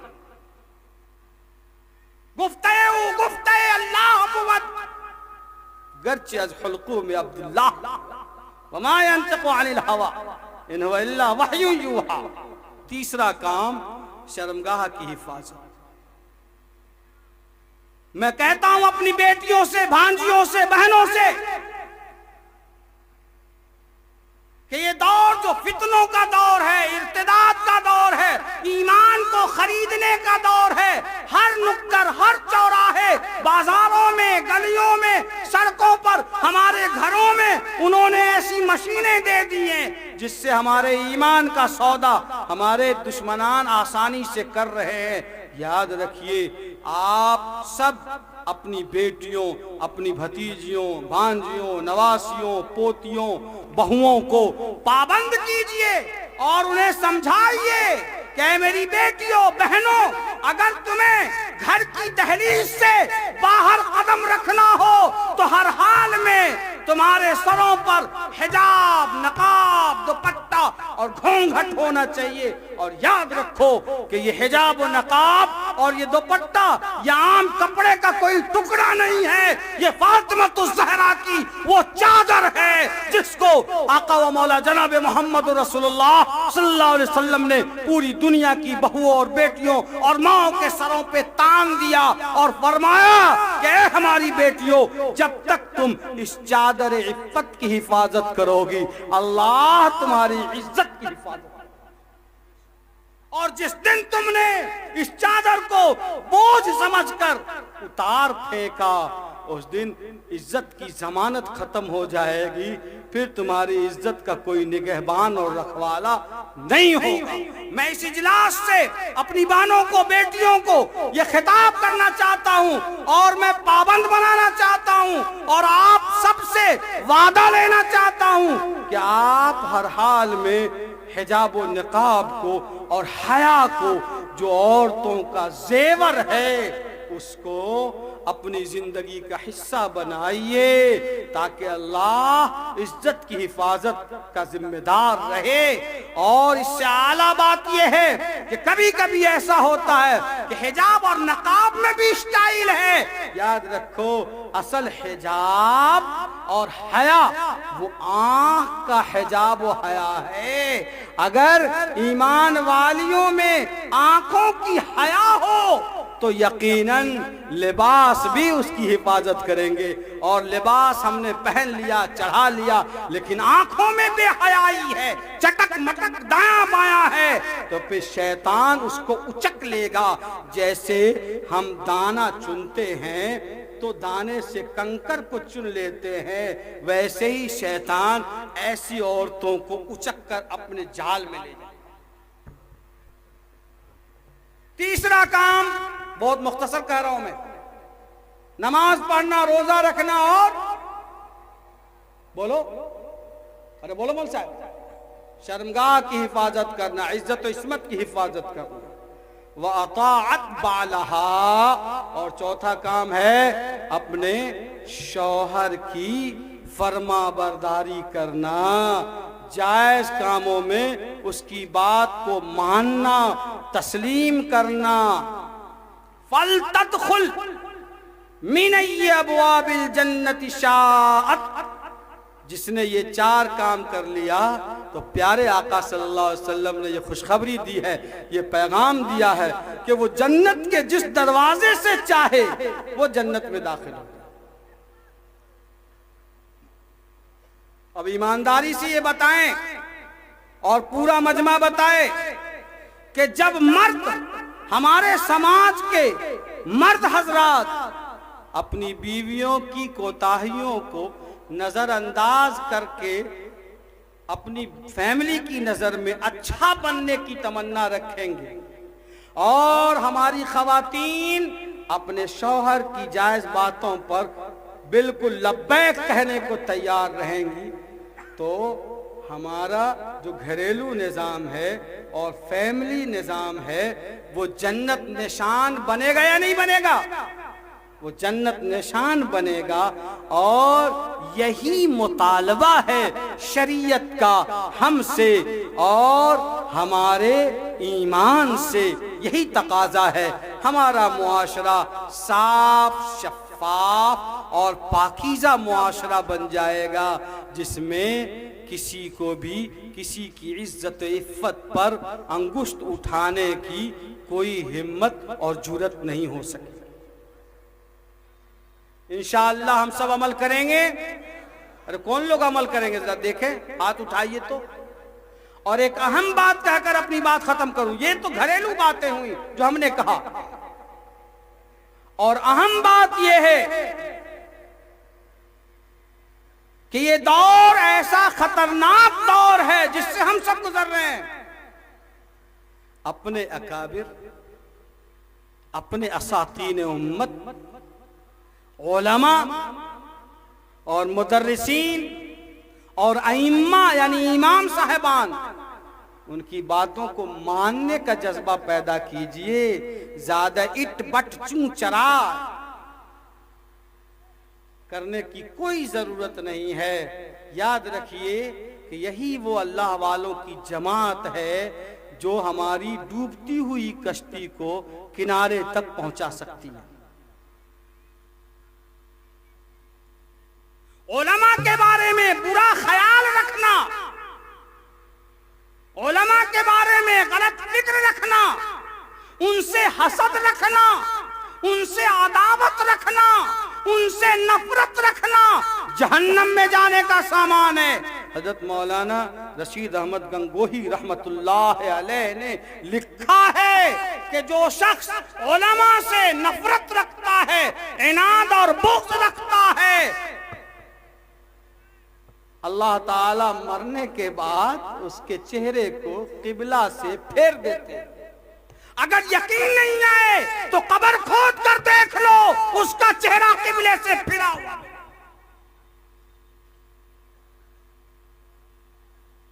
علماء کی بات پر لبیک کہو۔ آج بھی اس گئے گزرے دور میں بھی امت کی اس ہچکولے کھاتی ہوئی کشتی کو کنارے پر پہنچانے والی جماعت یہی ہے، یاد رکھیے۔ لوگ یہ کہتے ہیں مولانا،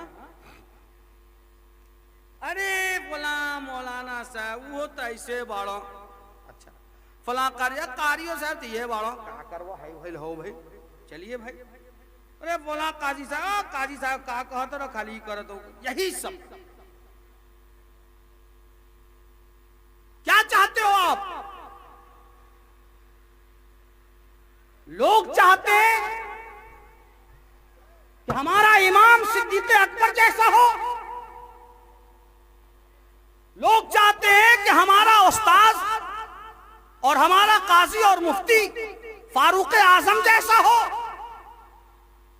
بے شک آپ کی اچھی خواہش ہے اور آپ کے جذبات قابل تعریف ہیں، لیکن یاد رکھو اگر چاہتے ہو کہ امام سیدنا صدیق اکبر جیسا ہو تو مقتدی کو بھی کم از کم فاروق اعظم جیسا بننا پڑے گا۔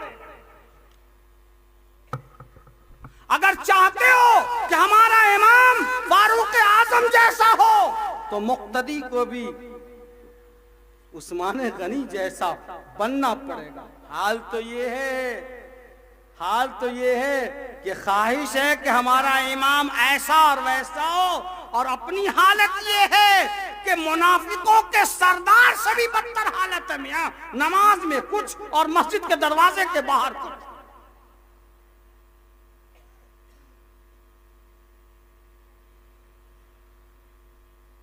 یا ایھا الذین آمنوا اطیعوا اللہ واطیعوا الرسول واولی الامر منکم۔ اولو الامر کی تفسیر پڑھو، سو اپنے قائدین کی بات مانیں گے انشاءاللہ۔ کمی سے کوئی پاک نہیں ہوتا، یاد رکھو معصوم ہونا صرف انبیاء کی صفت ہے۔ بڑا سے بڑا ولی، بڑا سے بڑا پارسا، بڑا سے بڑا پیر مرشد، جو بھی انسان ہے اس سے خطا ہونا ہے۔ اگر خطا نہیں ہے تو وہ انسان نہیں ہے، اور جو انسان ہے اس سے خطا ہونا ہی ہوگا۔ خطا سے عصمت صرف اور صرف انبیاء کی صفت ہے، اس کے علاوہ کوئی معصوم نہیں ہے۔ ہاں آپ یہ دیکھو کہ خامی اور خوبیوں میں اگر خوبیاں غالب ہیں تو آپ کسی ایک خامی کی وجہ سے ان کی خوبیوں کو مٹی میں نہیں ملا سکتے، یہ غداری ہے، یہ خیانت ہے۔ وہی قوم کامیاب ہوگی جو اپنے مقتدا اور ذمہ داروں کی بات مان کر چلے گی۔ اگر ہم چاہتے ہیں کہ ہم عزت کے ساتھ زندگی گزاریں تو اپنے ذمہ دار قائدین، علماء، امراء اور بزرگوں کی بات کو مان کر چلنا ہوگا۔ چلیں گے انشاءاللہ۔ دوسری بات ہو گئی، پہلی تو میں نے میاں بیوی کے حقوق بتائے، دوسری بات مختصراً بتائے، اور آخری بات یہ کہتا ہوں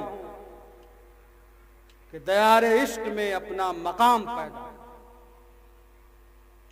دیار عشق میں اپنا مقام پیدا کر۔ نیا زمانہ نئے صبح و شام پیدا کر۔ تیرا طریق امیری نہیں فقیری ہے، خودی نہ بیچ غریبی میں نام پیدا کر۔ خدا اگر دل فطرت شناس دے تجھ کو، سکوت لال و گل سے کلام پیدا۔ اے لوگو، اگر اس ملک میں عزت کے ساتھ جینا چاہتے ہو اور اپنی نسل کو عزت کے ساتھ باقی رکھنا چاہتے ہو تو اپنی کمائی کا ایک حصہ شکشا اور ایجوکیشن کے لیے خاص کر دو، اور ایک وقت کا کھانا کم کر دو، ایک وقت کا سالن کم کر دو، لیکن ایجوکیشن اور تعلیم کے لیے بجٹ بناؤ۔ جب تک ہم تعلیم کے لیے بجٹ نہیں بنائیں گے، دنیا میں ہم عزت کی زندگی نہیں گزار سکتے۔ صاف بات ہے، فائنل بات ہے۔ تقریر آپ مجھ سے 2 دن تک لگاتار کروا لو، اور مولانا موسیٰ صاحب نے یہ مجھے تیسری بار بلایا ہے، میں بہت معذرت کر رہا تھا، لیکن ان کی جو ایک لطافت ہے اور ان کی باتوں میں جو ایک لچک ہے اور جو نرم گفتاری ہے، واقعتاً اس پہ میں گرویدہ ہو گیا، اور ان کی باتوں سے مسحور ہو کر میری اس بنورا مدرسے کے لیے تیسری حاضری ہے۔ میں آپ کو یہ پیغام دیتا ہوں درد کے ساتھ، اور میں آپ کے پاؤں کو چھوتے ہوئے آپ کا دست بستہ التجا کرتے ہوئے کہتا ہوں کہ جہاں کہیں سے بھی ہماری مائیں، ہماری بہنیں، ہمارے بھائی آئے ہوئے ہیں، آپ کو جون سی تعلیم دلوانی ہو میاں، لیکن اپنے بچوں کو پڑھاؤ، اسکول میں پڑھانا ہو، مدرسے میں پڑھانا ہو، جہاں پڑھانا ہو پڑھاؤ، ہر حال میں پڑھاؤ، اس لیے کہ یہ جو اب دور آ رہا ہے ٹیکنالوجی کا، جاہلوں کی حیثیت کیڑے مکوڑوں سے بھی بدتر ہے اور ہونے والی ہے۔ اس لیے اپنے خوراک سے، لباس سے، مکان بعد میں بنے گا، بچے کی تعلیم پہلے ہوگی، کپڑا بعد میں سلوایا جائے گا، بچے کی تعلیم پہلے ہوگی۔ مری بکری اللہ کے نام پر دینے کا مزاج ختم کرو میاں، اور تعلیم کو مفت خوری کا مزاج مت بناؤ، بلکہ تعلیم کے لیے ایک بجٹ بناؤ اور ذرا اونچا سوچنے کی کوشش کرو، اور ملک کی بڑی کرسیوں پر اپنے بچوں کو پہنچانے کی کوشش۔ یہی نوتن کا علاقہ جہاں آئی ایس میں ہمارے وہ فراق صاحب اللہ غریق رحمت فرمائے، نہیں معلوم آپ کو حضرت قاری صاحب فراق صاحب جو تھے ڈی ایم ہو کے ریٹائر ہوئے، یہ نوتن ہی کے تھے نا؟ کہاں کے تھے؟ نرکٹیا گنج کے، کہاں نرکٹیا گنج کے تھے۔